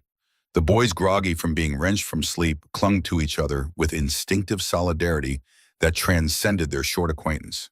Daniel positioned himself at the monitoring station, flipping between security camera feeds with practiced efficiency. The black and white images revealed Jason staggering along the perimeter fence, stopping occasionally to test its strength. The outdoor floodlights cast harsh shadows across his features, transforming his face into a grotesque mask of rage and desperation. "He doesn't have a weapon that I can see," Daniel murmured, though his tense posture betrayed his uncertainty. "Security has established a perimeter and Boston PD has been notified." Jessica couldn't tear her eyes from the screen, transfixed by the sight of her former partner prowling the boundaries of this sanctuary she'd barely begun to trust. Even separated by concrete walls, bulletproof glass, and sophisticated security systems, Jason's presence triggered visceral terror, not for herself, but for the sleeping child now stirring against Virginia's shoulder. "This is my fault," Jessica whispered, the words escaping before she could contain them. "I should never have come here." Daniel's hand found hers in the dim light, his warmth a stark contrast to the cold dread seeping through her veins. "No, this is Jason's choice. This is Edward Phillips manipulating a desperate man. This is not your burden to carry alone." On screen, Jason paused by a garden light, his face momentarily illuminated. Something in his expression, a fleeting vulnerability beneath the anger, caught Jessica's attention. For an instant, she glimpsed the man she'd once believed him to be, charming, damaged, but not irredeemable. The man who'd once placed his hand on her pregnant belly with wonder before the demons of addiction had consumed him entirely. He wasn't always like this, Jessica said softly, surprising herself with the admission. When we first met, he was kind, funny, broken, but trying. I keep wondering if I'd been stronger, if I'd seen the signs earlier. Maybe I could have. Don't, Daniel interrupted, his voice gentle but firm. You can't save someone who doesn't want to be saved. Believe me, I've tried. The unexpected confession hung between them. Daniel's gaze remained fixed on the monitors, but his expression had shifted to something more personal, more painful. After Rebecca's diagnosis, he continued after a moment, I threw everything I had at fighting her cancer money connections research. I was convinced if I just tried hard enough, worked enough angles, I could change the outcome. His voice dropped to a whisper. I couldn't accept that some battles can't be won through sheer determination. Jessica studied his profile, understanding blooming within her. Here was another parallel between them, the burden of responsibility for something ultimately beyond their control. The security feed captured a new development. Jason had found the garden gate and was attempting to scale it. His movements betrayed his intoxicated state, but determination fueled his efforts. On another screen, the flashing lights of police cruisers appeared at the end of the street. Daddy is the bad man coming inside. Ethan's small voice cut through the tension, his blue eyes wide with a fear no 7-year-old should have to comprehend. Before Daniel could respond, Virginia intervened with surprising firmness. Absolutely not. This house has better security than the president's summer home. No one gets in unless we let them. Jessica met the older woman's gaze over the children's heads, finding unexpected strength in Virginia's steely resolve. This woman had raised Daniel alone, had weathered her own storms of abandonment and hardship. She recognized in Virginia's eyes the same fierce protectiveness that burned in her own heart whenever Noah was threatened. The radio on Daniel's belt crackled with the security team's updates. Jason had abandoned the fence and was now circling toward the front of the house, his movements becoming more erratic. Police officers had established a perimeter and were attempting to communicate with him. I should go out there, Jessica said suddenly. I should talk to him, calm him down before someone gets hurt. Daniel's expression hardened. Absolutely not. Jason is unpredictable and potentially dangerous. The police are trained for this. He won't hurt me, Jessica insisted, though history suggested otherwise. Not physically, at least. He wants money, not violence. The last time you faced him alone, he threatened to take Noah permanently. Daniel countered, his voice dropping to ensure the children wouldn't hear. I won't let you put yourself at risk. The security radio erupted with urgent chatter. On the monitor, Jason had produced something from his jacket, not a weapon but a glass bottle with a cloth wick protruding from its neck. Even through the grainy footage, the homemade Molotov cocktail was unmistakable. Oh God! Jessica's hand flew to her mouth. He wouldn't. But the footage told a different story. Jason was shouting incoherently now, waving the improvised firebomb toward the house with wild gestures. Police officers had drawn their weapons, their commands audible, even through the security room's insulation. Drop the weapon. Put it down now. Jessica watched in horrified fascination as Jason's face contorted in the security lights. Something in his expression shifted, a moment of clarity breaking through the alcoholic haze, a flicker of recognition at what he had become. For a heartbeat, she thought he might surrender. Instead, Jason lifted the bottle higher, his hand moving toward the lighter in his other palm.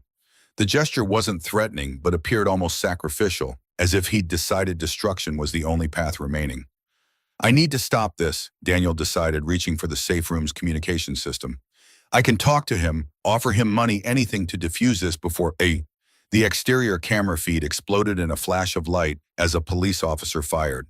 Jason crumpled to the ground, the unlit Molotov rolling from his grasp. Emergency responders swarmed the scene, some securing Jason while others kicked the bottle safely away. Jessica stared at the monitor in horror, unable to process the swift violence that had unfolded. Despite everything Jason had done, despite the fear and pain he'd caused, watching him fall triggered a complex wave of emotions, relief, guilt, and an unexpected grief for the man he might have been in another life, one untouched by addiction and desperation. Is he... She couldn't complete the question. Daniel studied the feed intently. They're loading him into an ambulance. He's alive. Noah stirred against Virginia's shoulder, his small face scrunched in sleepy confusion. Mama, he called, reaching for Jessica with the simple, unquestioning trust of early childhood. Jessica gathered him close, burying her face in his soft curls. In his warmth and weight, she found her center again, the reason behind every difficult choice, every sacrifice, every risk she'd taken. For this child, she would face whatever came next, however daunting. The crisis ended as abruptly as it had begun. Within 30 minutes, police had cleared the scene, taken statements from the security team, and departed with assurances of increased patrols throughout the night. Jason had been transported to Massachusetts General with a non-fatal shoulder wound and would remain under police guard until he could be charged. Dawn was approaching by the time they emerged from the safe room. Noah had fallen back asleep, oblivious to the night's dangers, while Ethan remained wide-eyed and solemn. Virginia took charge of returning the children to their beds, her practical efficiency a stabilizing force amid the chaos. "They'll process everything better after rest," she explained, ushering a reluctant Ethan back to his room. "Children are remarkably resilient when they feel safe, and right now what they need most is to see that the adults around them remain steady." Left alone in the kitchen, Jessica and Daniel existed in a strange limbo of exhausted hypervigilance. Jessica's hands wrapped around a mug of untouched tea, her gaze fixed on the window where morning light was beginning to filter through. "I just got off the phone with Detective Rivera," Daniel said, gently sliding onto the stool beside her. "Jason will be arrested once he's medically cleared. They found enough evidence in his car to charge him with attempted arson, stalking, and violating the emergency restraining order Anita filed yesterday." Jessica nodded mechanically, still processing the violent conclusion to Jason's threats. "What happens now with the custody hearing, I mean?" "Anita believes this incident effectively ends Jason's case," Daniel explained. "No judge would grant custody or even visitation after an attempted attack on the child's residence. But we still need to appear in court today. Judge Martinez will want to address these new developments." "And Jason, what happens to him?" The question surprised Jessica as much as Daniel, but she needed to know. Despite everything, she couldn't simply erase their shared history. Daniel's expression softened with understanding. "He'll likely face significant jail time for the attempted arson alone. But given his history and the circumstances, Anita thinks the prosecutor might consider court-mandated rehabilitation as part of any plea deal." "Good," Jessica said quietly. "He needs help more than punishment. I didn't see it then, but addiction was always the real enemy." She looked up, meeting Daniel's gaze directly. "That doesn't excuse what he did or make it forgivable. But I want Noah to someday understand that his biological father wasn't simply a monster. He was a person who lost himself to his demons." Daniel covered her hand with his. "That's remarkably compassionate given everything he's put you through." "It's not for him," Jessica clarified. "It's for Noah. And for me. Hate takes too much energy, and I've spent enough of my life carrying burdens that weren't mine to bear." The weight of accumulated exhaustion, fear, and relief crashed over Jessica like a physical blow. She swayed on her stool, steadied only by Daniel's hand at her elbow. "You need to sleep," he insisted. "Even a few hours. I'll wake you in time for court." But sleep proved elusive despite her exhaustion. Jessica lay in the guest bedroom, listening to the household stirring to life around her, Virginia preparing breakfast, Ethan's muffled chatter, the soft coos of Noah as he woke. These ordinary sounds of family life felt simultaneously foreign and achingly familiar, a glimpse of what stability might look like if she dared to reach for it. Her phone buzzed with an incoming text from an unknown number. Her heart rate spiked until she read the message.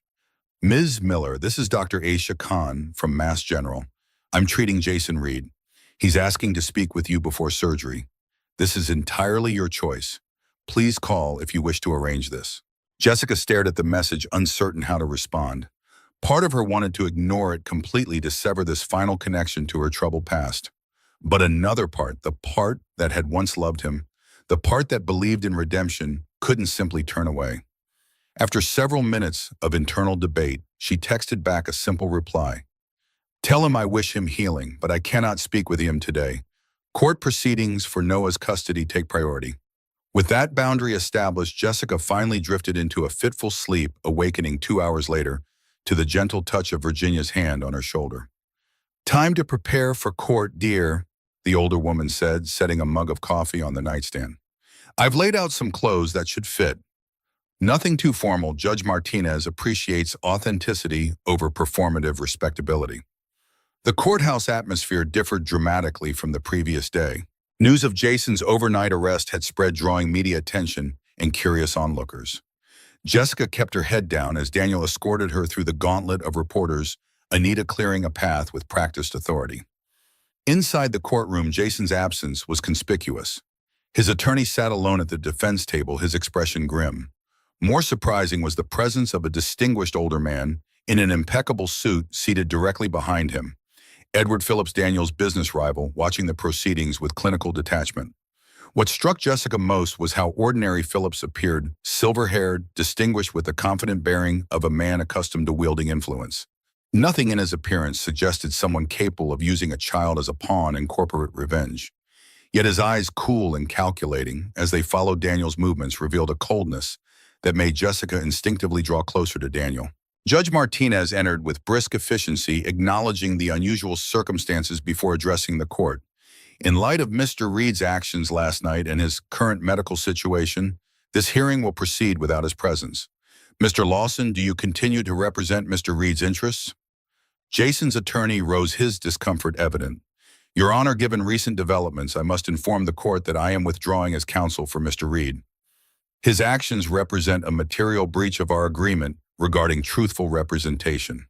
The judge's expression remained impassive, though her eyes flickered briefly toward Edward Phillips. "Very well. Mr. Phillips, as I understand, you have been financially supporting Mr. Reed's legal efforts. Do you wish to address the court?" Phillips rose smoothly, his silver hair and tailored suit projecting corporate authority. "Your Honor, any financial assistance I may have provided to Mr. Reed was purely charitable, based on his representation that he was a father seeking rightful access to his child.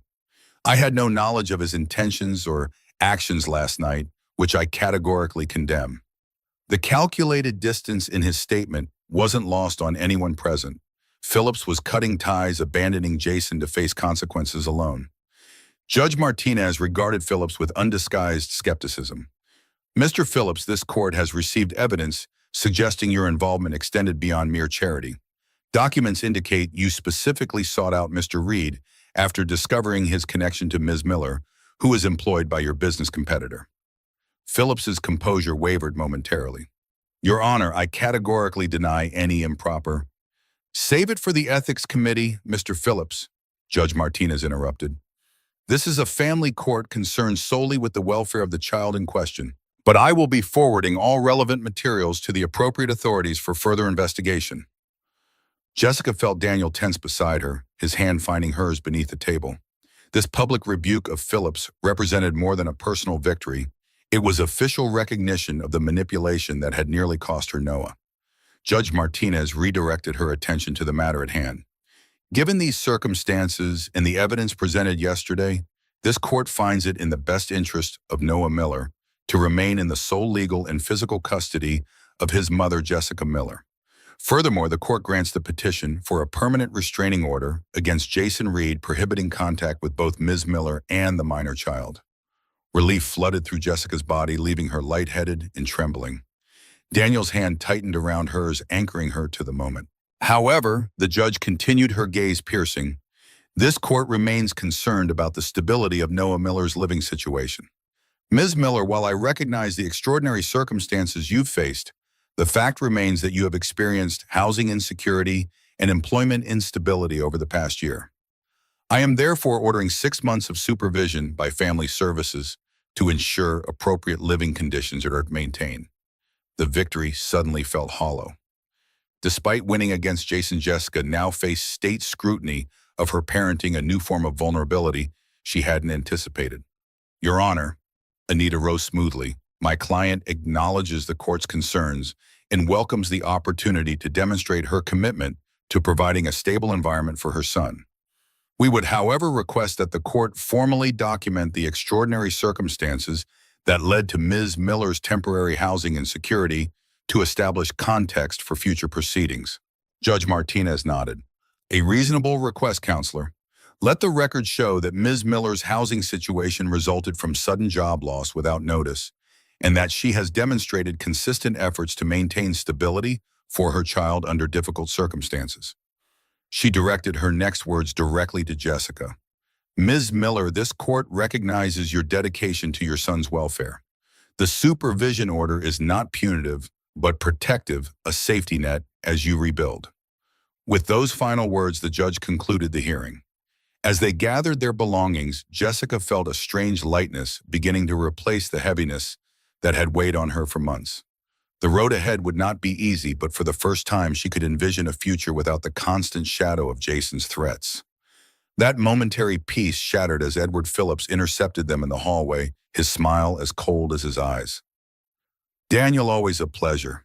Though I must say I didn't expect to see you risking your company for a domestic dispute. He shifted his assessing gaze to Jessica. Ms. Miller, I hope you appreciate the sacrifices being made on your behalf. The Harris Tech Board votes this afternoon on Daniel's continued leadership. Daniel stepped protectively closer to Jessica. If you've finished delivering your thinly veiled threats, Edward, we have more important matters to attend to. Phillips raised an eyebrow. No threats, merely observations. Family is important, of course. I just wonder if your shareholders will agree it's worth tanking their investments. He nodded cordially before departing, leaving behind the distinct impression of a predator temporarily retreating, not surrendering. He's desperate, Daniel observed once Phillips was out of earshot. He wouldn't have shown up personally if he felt confident about the board meeting. Do you think he'll succeed? Jessica asked, concern evident in her voice. I can't bear the thought of you losing everything you've built because of me. Daniel's eyes followed Phillips's retreating figure. Edward has never understood that Harris Tech's value lies in its mission, not just its profit margins. That's why he left when I redirected our focus to oncology software after Rebecca died. He wanted to chase more lucrative markets. He turned back to Jessica, his expression softening. Even if the worst happens, which I don't believe it will, the company is just a structure. What matters is what we build with it, the lives we improve. The drive back to Daniel's townhouse passed in contemplative silence. Jessica stared out the window at Boston's snow-covered streets, each pristine patch already marred by traffic and footprints, much like her brief sense of triumph. I should find my own place, she said finally, watching her breath fog the cold glass. Somewhere I can establish stability before the family services inspection. Show them I'm capable of providing for Noah independently. Daniel's knuckles whitened on the steering wheel. Is that what you want? Or is that what you think you should do to satisfy the court? The distinction pierced Jessica's practiced self-reliance. What did she want beyond Noah's safety? The question felt almost forbidden after years of focusing solely on survival. She hesitated, the truth both simple and terrifying. I want Noah to be safe. I want to finish my nursing degree someday. I want to stop running, stop hiding, stop waiting for the next crisis. I want to believe that happiness isn't just a temporary state before the next disaster. Daniel pulled into his driveway, killing the engine but making no move to exit the car. And us, where do we fit into what you want? The vulnerability in his question cracked something open inside her, the fear that had kept her walls fortified for so long.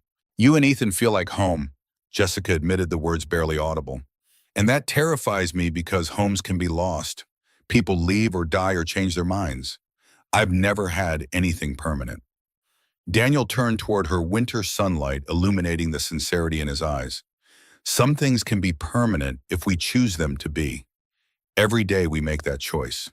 He reached for her hand, his thumb tracing gentle patterns across her skin. I choose you and Noah today and tomorrow and all the days that follow. Not out of obligation or charity or some savior complex. Out of love, messy, complicated, real love. Home took on new meaning as they entered the townhouse, greeted by the domestic tableau of Virginia supervising both boys, constructing a blanket fort in the living room. Noah's delighted giggle as Ethan crowned him Fort Knight provided temporary sanctuary from the looming board meeting. Daddy, Ethan called, catching sight of them. Did you tell the judge Noah is staying with us forever? The innocent question captured the complexity of their situation, the legal victory tempered by practical realities and emotional uncertainties. Daniel knelt to his son's level. The judge said Noah and Jessica are safe from the bad man now, but they'll need their own home nearby so the court can see Jessica is taking good care of Noah. Ethan's face fell. But I want them to stay here. Virginia intervened with her characteristic blend of warmth and practicality. Families come in all shapes, Ethan. Sometimes they live under one roof, sometimes in homes right next to each other. What matters is that they remain family regardless of address. The explanation seemed to satisfy Ethan, who returned to fort construction with renewed focus. Jessica exchanged a grateful look with Virginia, appreciating the older woman's wisdom and tact. Daniel departed for the board meeting with a facade of confidence that didn't quite reach his eyes. The company he'd built from nothing, the legacy he'd created to honor Rebecca's memory, all hung in the balance because he'd chosen to protect Jessica and Noah. Left alone with Virginia, Jessica found herself helping prepare dinner, an activity that gradually evolved into an unexpectedly candid conversation about motherhood survival and the Harrison men. Daniel was 6 when his father walked out, Virginia recalled, as she expertly diced onions. No warning, no goodbye. Robert simply decided family life wasn't exciting enough and disappeared with his administrative assistant, left nothing but debts and broken promises. Jessica absorbed this information, understanding better the source of Daniel's unwavering commitment to Ethan. How did you manage? Virginia's knife never paused its rhythmic chopping. One day at a time, sometimes 1 hour at a time. I worked 3 jobs, cried in the shower where Daniel couldn't hear me, and made damn sure my son never doubted he was loved. She scraped the onions into a sizzling pan. The hardest part wasn't the poverty or exhaustion. It was learning to trust again, to believe that not everyone leaves. The parallel to Jessica's own fears was so pointed it stole her breath momentarily. Daniel doesn't know this, Virginia continued, lowering her voice despite the children being safely out of earshot. But I once caught Robert trying to take him. I came home early from my night shift and found Robert packing Daniel's things. Said he'd decided being a father suited him after all. Her expression hardened at the memory. I grabbed my baseball bat and told him if he took one step toward my son, they'd need dental records to identify his body. Jessica stared at the older woman, seeing her in an entirely new light. What did he do? He left. Virginia's smile held no warmth. Some battles you win by being willing to fight harder than the other person. I couldn't match Robert's money or connections, but I could damn well outmatch his determination when it came to Daniel. As Virginia stirred the simmering pot, Jessica realized she was receiving more than cooking instructions. She was being given a blueprint for survival passed down from one protective mother to another. When Daniel met Rebecca in college, Virginia continued, her voice softening. I watched him struggle with that same fear of abandonment. He nearly sabotaged their relationship twice before he could accept that she truly loved him, that she wasn't looking for an escape route. She glanced toward Jessica meaningfully. Harrison men love deeply, but they've seen abandonment up close. When they commit, it's absolute. The afternoon stretched into evening with no word from Daniel. Jessica tried to occupy herself with the boys, but worry crept in as darkness fell. What if Edward Phillips had succeeded? What if Daniel lost his company because of her? Noah had just been tucked into bed when they heard the front door open. Jessica hurried downstairs to find Daniel hanging his coat in the hallway, his expression unreadable in the dim light. Well, Virginia demanded without preamble, emerging from the kitchen. Are you still employed, or should I start planning a celebration of your early retirement? Daniel's facade cracked, a weary smile breaking through. The board voted to retain me as CEO, though not without conditions. I'm on probation for 6 months with increased oversight in quarterly performance reviews. Relief swept through the hallway.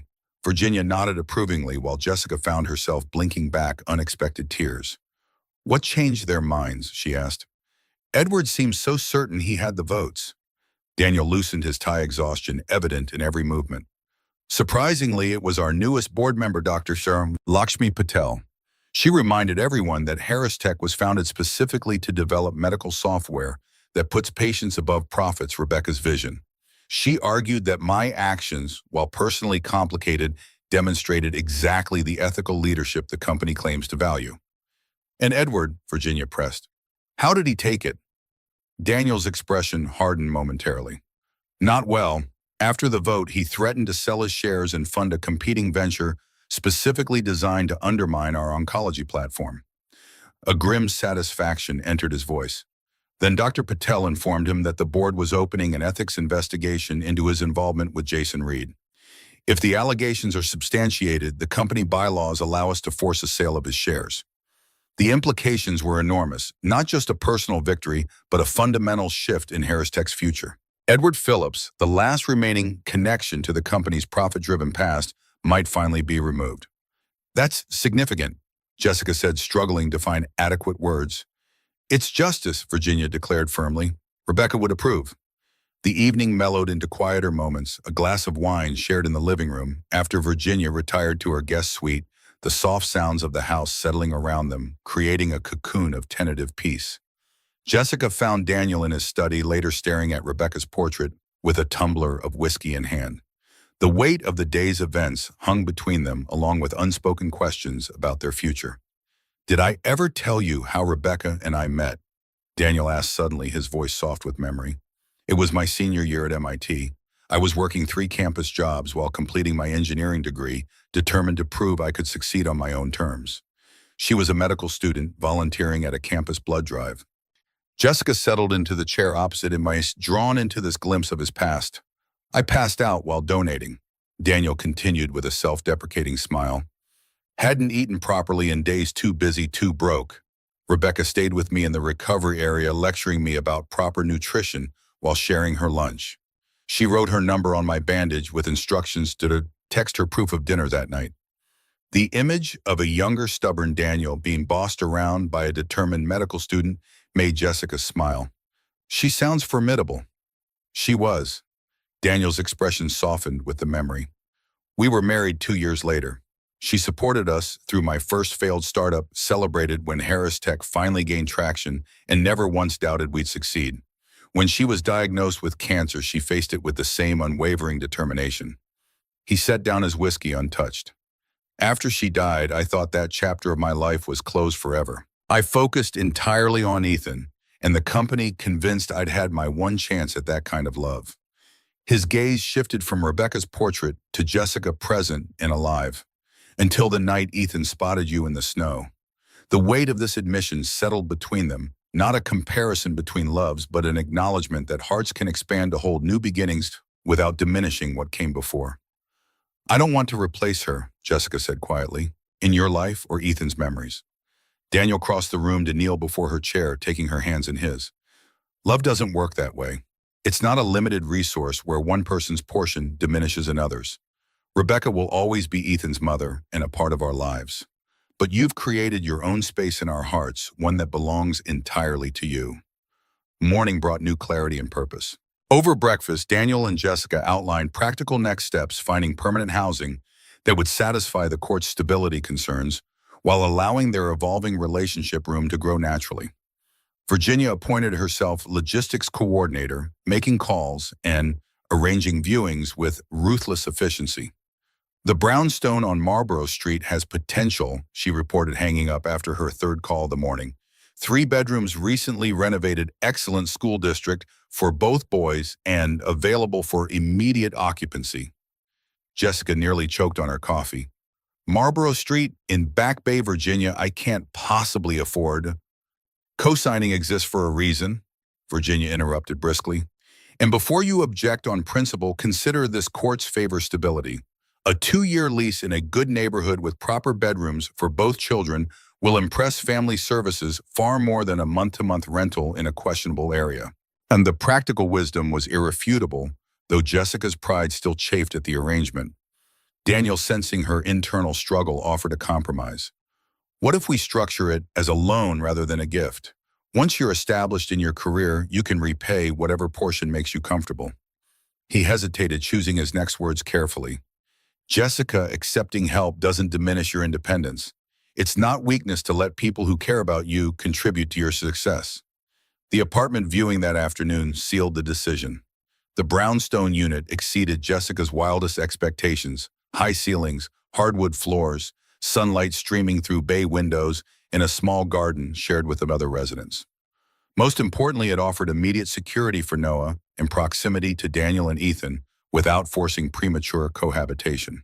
"The lease requires first and last month's rent plus security deposit," the realtor explained, sliding paperwork across the granite countertop. Given the competitive market, I recommend applying today if you're interested. Jessica stared at the application, the sum required representing more money than she'd seen in her entire life.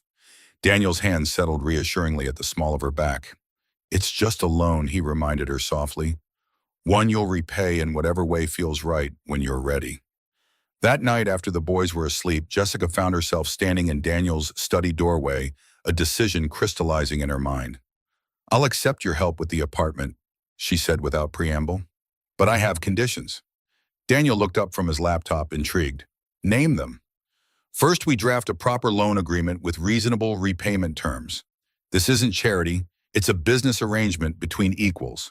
Quiet, Jessica stepped fully into the room, her posture reflecting newfound confidence. Second, I want to return to nursing school part-time. I'm 3 semesters away from my RN, and I need to build a career that can support Noah and me independently. Daniel nodded, respect evident in his expression. Those seem entirely reasonable. Anything else? Jessica crossed to his desk, her heart thundering in her chest. Yes, this relationship between us, whatever it's becoming, needs to develop at its own pace, not rushed because of circumstances or held back by fear. Just real, honest. I want that too, Daniel agreed, rising to meet her. No pretenses, no expectations beyond what feels right for all of us. The kiss that followed sealed their agreement more effectively than any contract tentative at first, then deepening with shared hunger and hope. When they finally separated, both slightly breathless, the boundaries between helper and helped had dissolved completely, replaced by the simpler, more profound reality of 2 people choosing each other. 2 weeks later, Jessica received an unexpected message from the hospital. Jason had requested to see her before being transferred to the county jail to await trial. After considerable reflection, she agreed to a brief, supervised meeting. The hospital room bore little resemblance to the comfortable private room Noah had occupied months earlier. Police officers flanked the doorway, and Jason himself was handcuffed to the bed rail, a necessary precaution that nonetheless made Jessica wince. His shoulder was heavily bandaged, his face gaunt from pain medication and forced sobriety. I didn't think you'd come, Jason said, his voice lacking its usual manipulative smoothness. I wouldn't have blamed you. Jessica remained standing, maintaining a careful distance. I almost didn't. I'm still not sure why I'm here. To hear me say I'm sorry, Jason replied. Not that it changes anything, but you deserve to hear it. He stared at his bandaged shoulder, avoiding her eyes. I don't remember much about that night. The drinking, the stupid plan to scare you into paying. He trailed off. But I remember the moment I realized what I'd become. Standing there with that bottle, seeing my reflection in the window and thinking, this isn't me. But it was you, Jessica said quietly. That's what addiction does. It doesn't create a different person. It reveals the darkest parts of who we already are. Jason nodded, accepting this harsh truth. My lawyer says I'm looking at 3-5 years. There's a rehab program in the prison system that might reduce it if I qualify. He finally met her gaze. I don't expect forgiveness. I just want you to know I won't contest the custody order. Noah deserves better than what I could ever give him. The admission carried a weight of finality, an acknowledgement that some damage couldn't be undone. Jessica felt an unexpected closure forming, like the setting of a long broken bone. I hope you find peace, Jason. Real peace, not just temporary escape. She turned to leave but paused at the door. Noah will know about you someday.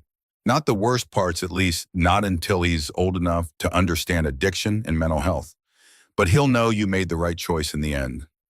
The visit left Jessica feeling lighter, not from forgiveness that might never fully come, but from the realization that Jason no longer held power over her life.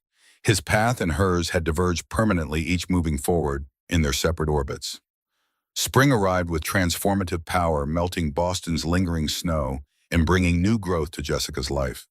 The Marlborough Street apartment became a true home, decorated modestly but warmly. Noah thrived in his new daycare while Jessica juggled part-time work at Harris Tech with evening nursing classes at Boston College. Family Services completed their first quarterly inspection with glowing reports about Noah's living conditions and Jessica's progress toward financial independence. The supervising social worker even commented on the positive influence of Jessica's support network, a diplomatic acknowledgement of Daniel and Virginia's roles in their lives. That support manifested in practical ways, Daniel picking Noah up from daycare, when Jessica had late classes, weekend adventures with both boys, shared meals that alternated between their residences. Ethan appointed himself Noah's official protector and guide, a role he embraced with 7-year-old solemnity. They're brothers in all but paperwork, Virginia observed one Sunday afternoon, watching the boys chase each other through the public garden's emerging spring flowers. Ethan's never had anyone to look after before. It's changing him, making him more confident, more compassionate. Jessica nodded, seeing the truth in this observation. Noah worships him. This morning he insisted on wearing his shirt backward because Ethan had his that way. And what about you? Virginia asked with characteristic directness. How are you adapting to this new configuration? The question prompted honest reflection. Better than I expected. Harder in some ways, too. Jessica watched Daniel purchasing ice cream cones for the boys, his businessman's posture softening as he knelt to wipe chocolate from Noah's chin. I'm learning that independence doesn't have to mean isolation. That accepting help isn't the same as surrendering autonomy. A difficult lesson, Virginia agreed. One I never fully mastered myself, but you're braver than I was. I doubt that, Jessica replied, thinking of Virginia's baseball bat story. The older woman smiled enigmatically. Different kinds of courage, perhaps. I fought external threats fearlessly. But the internal ones, the fear of vulnerability, of depending on others, those took me decades to face. Not every day brought progress. Some mornings Jessica woke paralyzed with old fears, convinced happiness was temporary, insecurity an illusion. On those days, she sometimes pushed Daniel away, testing his commitment or creating distance before he could choose to leave. During one particularly difficult week, when nursing exams coincided with Noah's first significant illness, since their lives had stabilized, Jessica retreated completely. She canceled dinner plans, responded to texts with minimal words, and refused Daniel's offers of help with brittle independence. Daniel respected her space for 3 days before appearing at her door with soup from her favorite Vietnamese restaurant and quiet determination. I'm not going anywhere, he said, simply setting the food on her kitchen counter. Not when things get difficult, not when you push me away. I'm here, Jessica, for all of it. The declaration broke something loose inside her, a dam holding back years of carefully contained emotion. What if I'm never completely whole? Jessica whispered, naming her deepest fear. What if I always carry these broken pieces, these moments of doubt and panic? Daniel crossed the kitchen to frame her face in his hands, his touch infinitely gentle. Then we learned to love the broken pieces too. They're part of what made you the woman you are, the one who survived, who protected Noah against impossible odds, who refuses to surrender her independence even when accepting help would be easier. His forehead rested against hers, their breath mingling in the small space between them. I don't want perfect, Jessica. I want real. I want you with all your jagged edges and beautiful resilience. Unexpected developments shifted the landscape of their evolving family. Edward Phillips resigned from Harris Tech's board following the ethics investigation, selling his shares to avoid further scrutiny. The company's stock initially dipped, but recovered strongly when Daniel announced a partnership with Massachusetts General to develop advanced oncology tracking software, a project where Jessica's nursing knowledge proved unexpectedly valuable. More surprisingly, Jason's case took an unforeseen turn when he qualified for a specialized rehabilitation program within the correctional system. His sentence was reduced to 18 months with mandatory treatment and 5 years probation.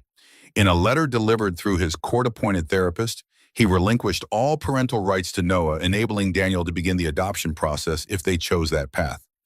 He's doing the right thing, Jessica acknowledged when Daniel questioned whether the decision brought her peace. Not perfectly, not without consequences, but it's probably the first truly unselfish choice he's made regarding Noah. The courthouse where they had once fought Jason's custody claims now witnessed a different legal proceeding entirely.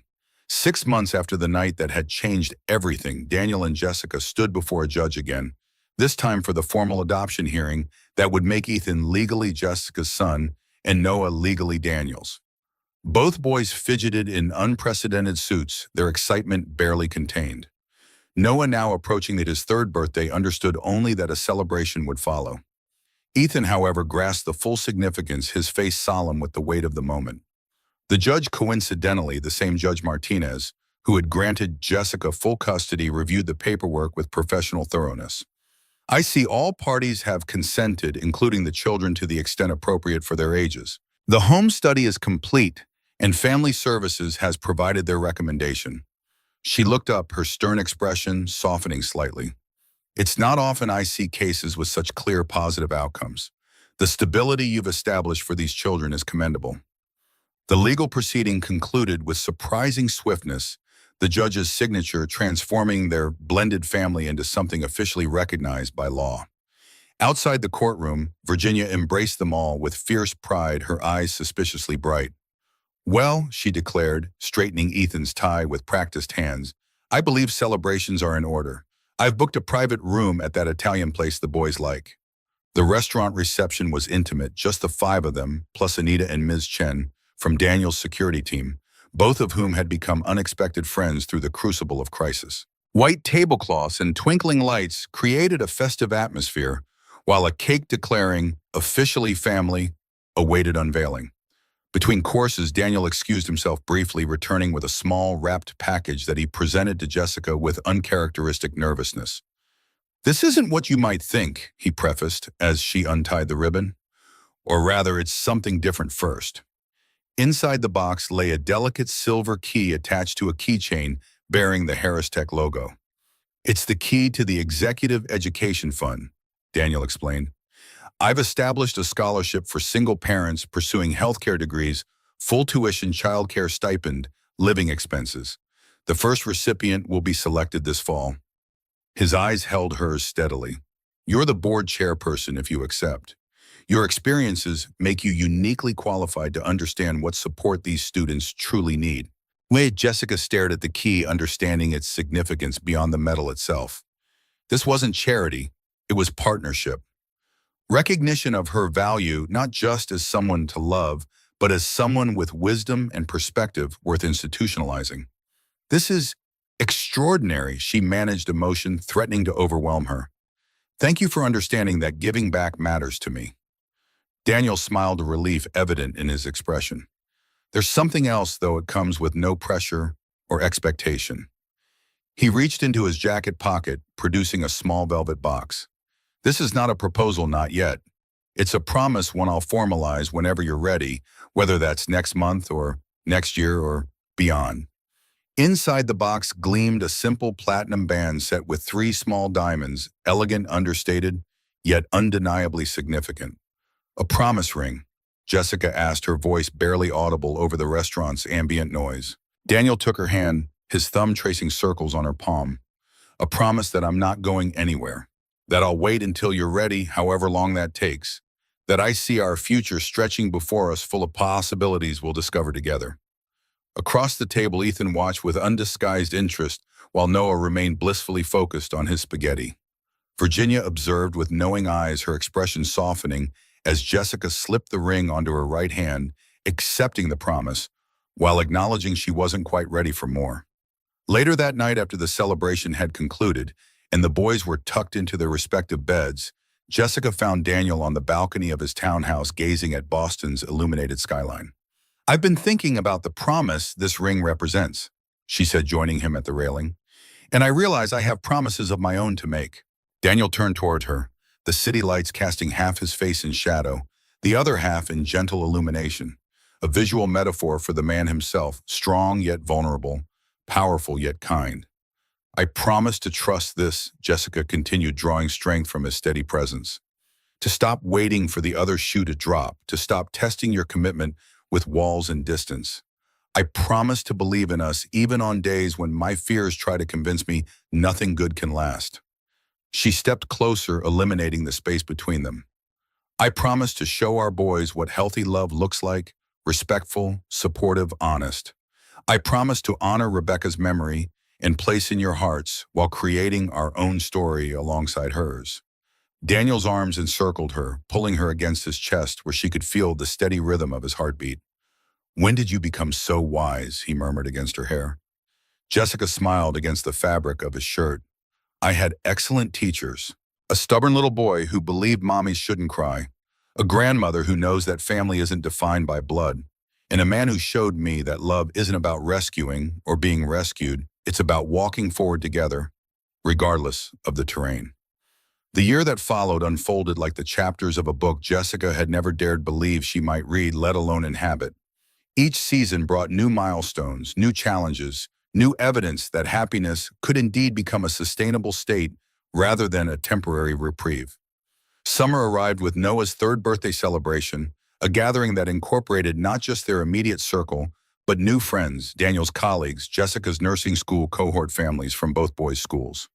The ease with which Noah moved between these groups, confident in his place within this expanding community, demonstrated how thoroughly he had healed from earlier instability. Jessica's graduation from nursing school in August marked another turning point. As she crossed the stage to receive her diploma, the cheers from Daniel, Virginia, and the mice echoed throughout the auditorium. The woman who had once huddled with her child on a frozen bench now stood tall in academic regalia, her future extending beyond mere survival into purpose and passion. "I've been offered a position at Children's Hospital," she informed Daniel that evening, still clutching her diploma. "Pediatric oncology unit, inspired by Rebecca's work, actually. It's part-time initially, but with a path to full-time once I've completed my certification." Daniel's pride was palpable, untainted by possessiveness or expectation. "You're going to change lives there, Jessica. And not just the patients, the families too. You understand their fears in a way most providers never could." Autumn brought its own developments. Daniel's probationary period at Harris Tech ended with unanimous board approval of his continued leadership, particularly after the oncology tracking software exceeded all performance projections. More personally, he and Jessica established a comfortable rhythm of connected independence, her apartment serving as their primary residence during the week, his townhouse becoming weekend headquarters for family adventures. "It's unorthodox," Virginia observed over Thanksgiving dinner, watching the easy flow between their two households. "But then all the best families are." Winter's return completed the cycle, bringing them back to the season of their beginning. Boston Common glittered under fresh December snow. The park transformed into the same magical wonderland where their story had begun. Jessica walked beside Daniel, their gloved hands intertwined, watching Ethan and Noah race ahead, throwing snowballs with gleeful abandon. "Do you realize what day it is?" Daniel asked, his breath forming clouds in the cold air. Jessica nodded, squeezing his hand. "1 year since Ethan spotted us on that bench. 1 year since he said those words that changed everything." They approached the bench in question, now bearing a small, discreet plaque that read simply, "Where Our Family Began, December 15th, 2023. Daniel had arranged the memorial without fanfare, his way of marking the significance of ordinary places transformed by extraordinary moments. "I've been thinking about circles," Daniel said, brushing snow from the bench so they could sit. "How life seems to bring us back to important places, but never quite the same way. We're here again in the same physical location, but everything else has transformed." Jessica watched their sons playing in the distance, marveling at the truth in his observation. A spiral rather than a circle, moving upward even as we cycle back to familiar ground. That evening, Jessica volunteered at the women's shelter where Virginia had served for decades. As she helped a young mother settle her children in a temporary room, offering practical assistance rather than pity, respecting the woman's dignity, while acknowledging her vulnerability, Jessica recognized her journey had come full circle in the most meaningful way. "You've got this," she told the woman, who reminded her painfully of herself a year earlier. "And when you don't, that's okay too. There are people who can help carry the load without taking it from you completely." Returning to her apartment, her home, Jessica found Daniel assembling a surprisingly complex train set for the boys' Christmas gift. His corporate precision applied to toy mechanics created an endearing contrast that made her heart swell with affection. "The shelter was packed," she said, sinking onto the couch beside him. "Virginia says the economic downturn has created a surge in housing instability." Daniel set down his screwdriver, considering this information thoughtfully.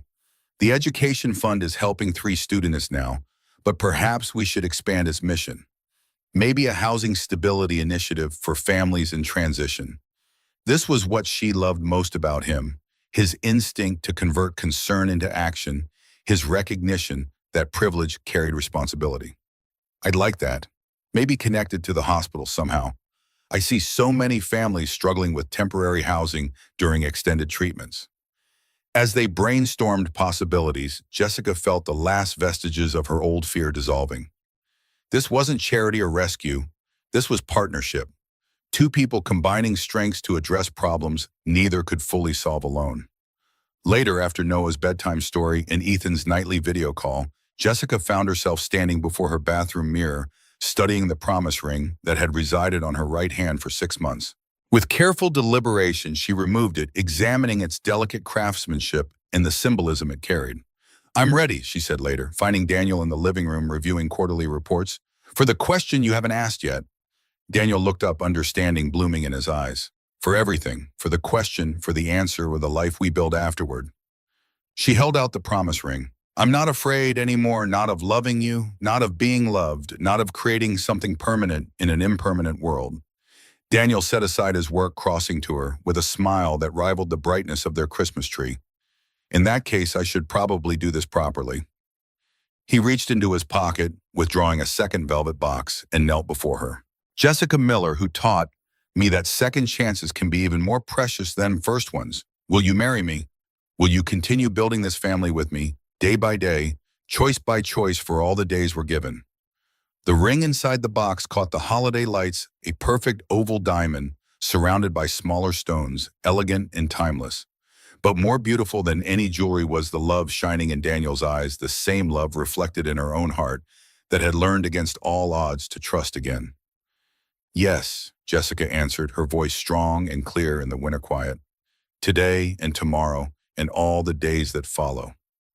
Their wedding planned for spring, when Boston would burst into new life, would formalize what they already knew with bone-deep certainty, that family wasn't defined by blood or law or circumstance, but by the daily choice to love completely, to show up consistently, to believe in belonging even when fear whispered otherwise. Some love stories begin with grand romance, others with friendship slowly transforming. Theirs had begun with a simple act of compassion on a snowy night, with a child's observation that no one should have to cry alone. From that single moment of connection, they had built something beautiful and enduring. Not perfect, not without challenges, but absolutely unquestionably real. Jessica's journey from desperate survival to confident partnership had transformed her understanding of strength. True resilience, she now knew, wasn't about weathering storms alone. It was about building shelters together, creating sanctuaries strong enough to withstand whatever came next. And in the end, that reality, that belonging, was the greatest gift of all.